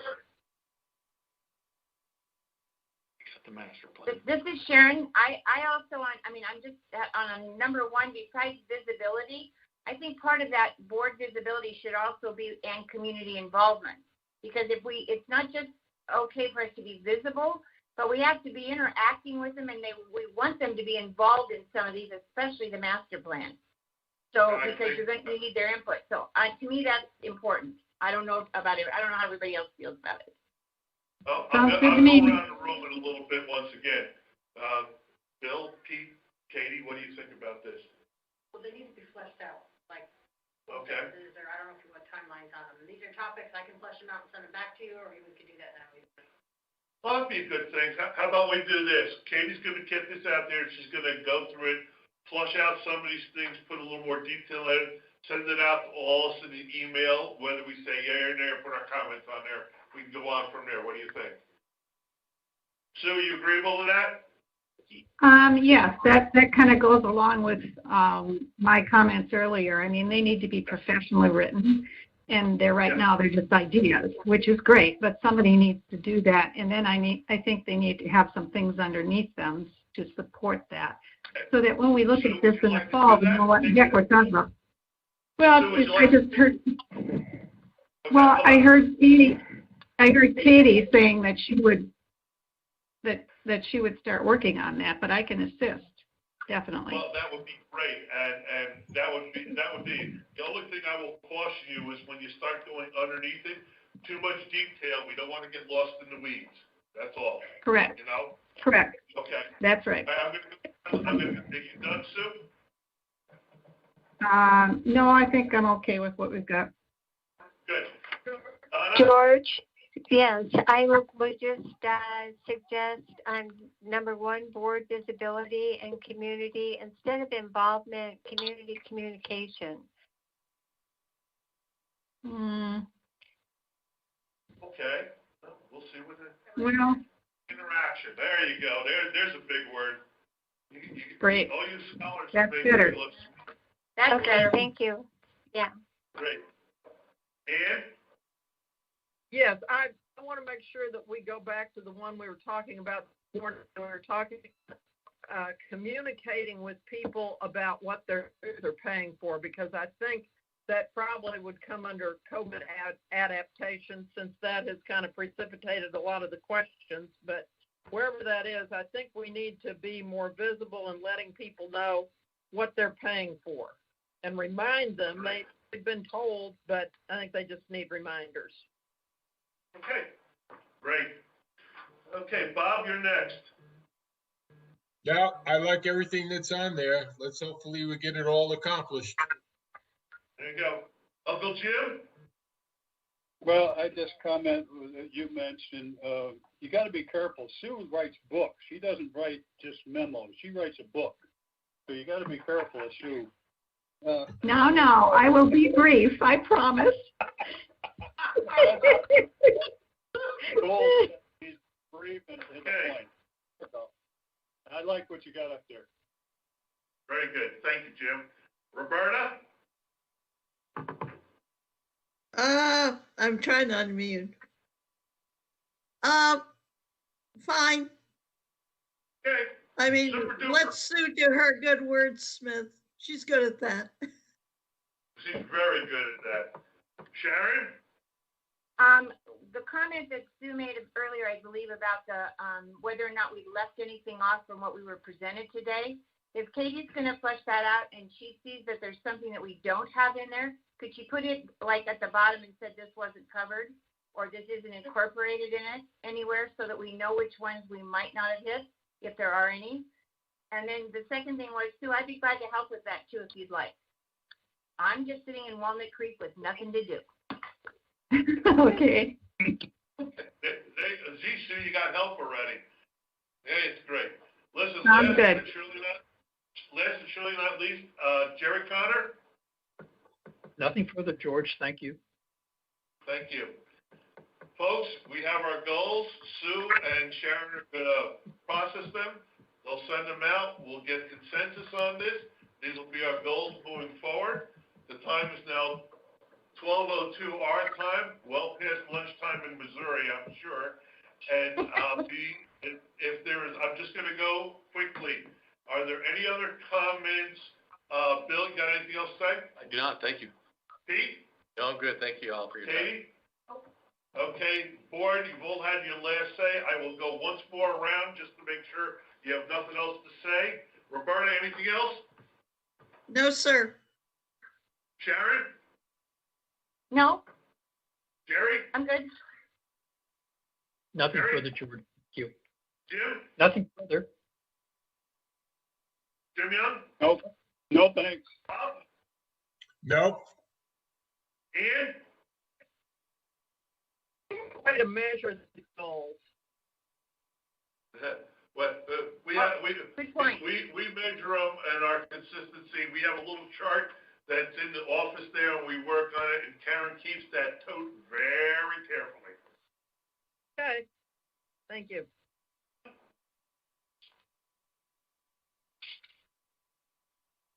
Not anything else? Nothing else. Sue? Are we meeting tomorrow? That's up to the president, you know that? And the president is going to say, you covered it all today. I thank you all for your participation. I thank for the great work that we're going to do in the future. And no, we don't have to meet tomorrow. We could all go play golf or have a Mai Tai. Doesn't matter. And that's Okay. and again, the good And part when, and when would you like these goals to be refined and sent to everyone? How about August 1st? Okay, I'll probably just do it today and tomorrow, so it'll be out by then. That's fine. Yeah, listen, I'm And one of those smart old people. I believe in giving people a reasonable opportunity to move forward on it. And I look forward to hitting September, and we're actually setting the table to hit the ground running. Staff is ready to move with us. These are all positive changes, and we're going to have a fabulous year. Even with COVID and the mountains and the hurdles that we have finish lines we're going to get to, and we're going to have a great year moving forward. So with that, I'm going to adjourn this meeting. I thank everybody for participating, and have a safe and wonderful week. Thank you. And Katie, please call me or send me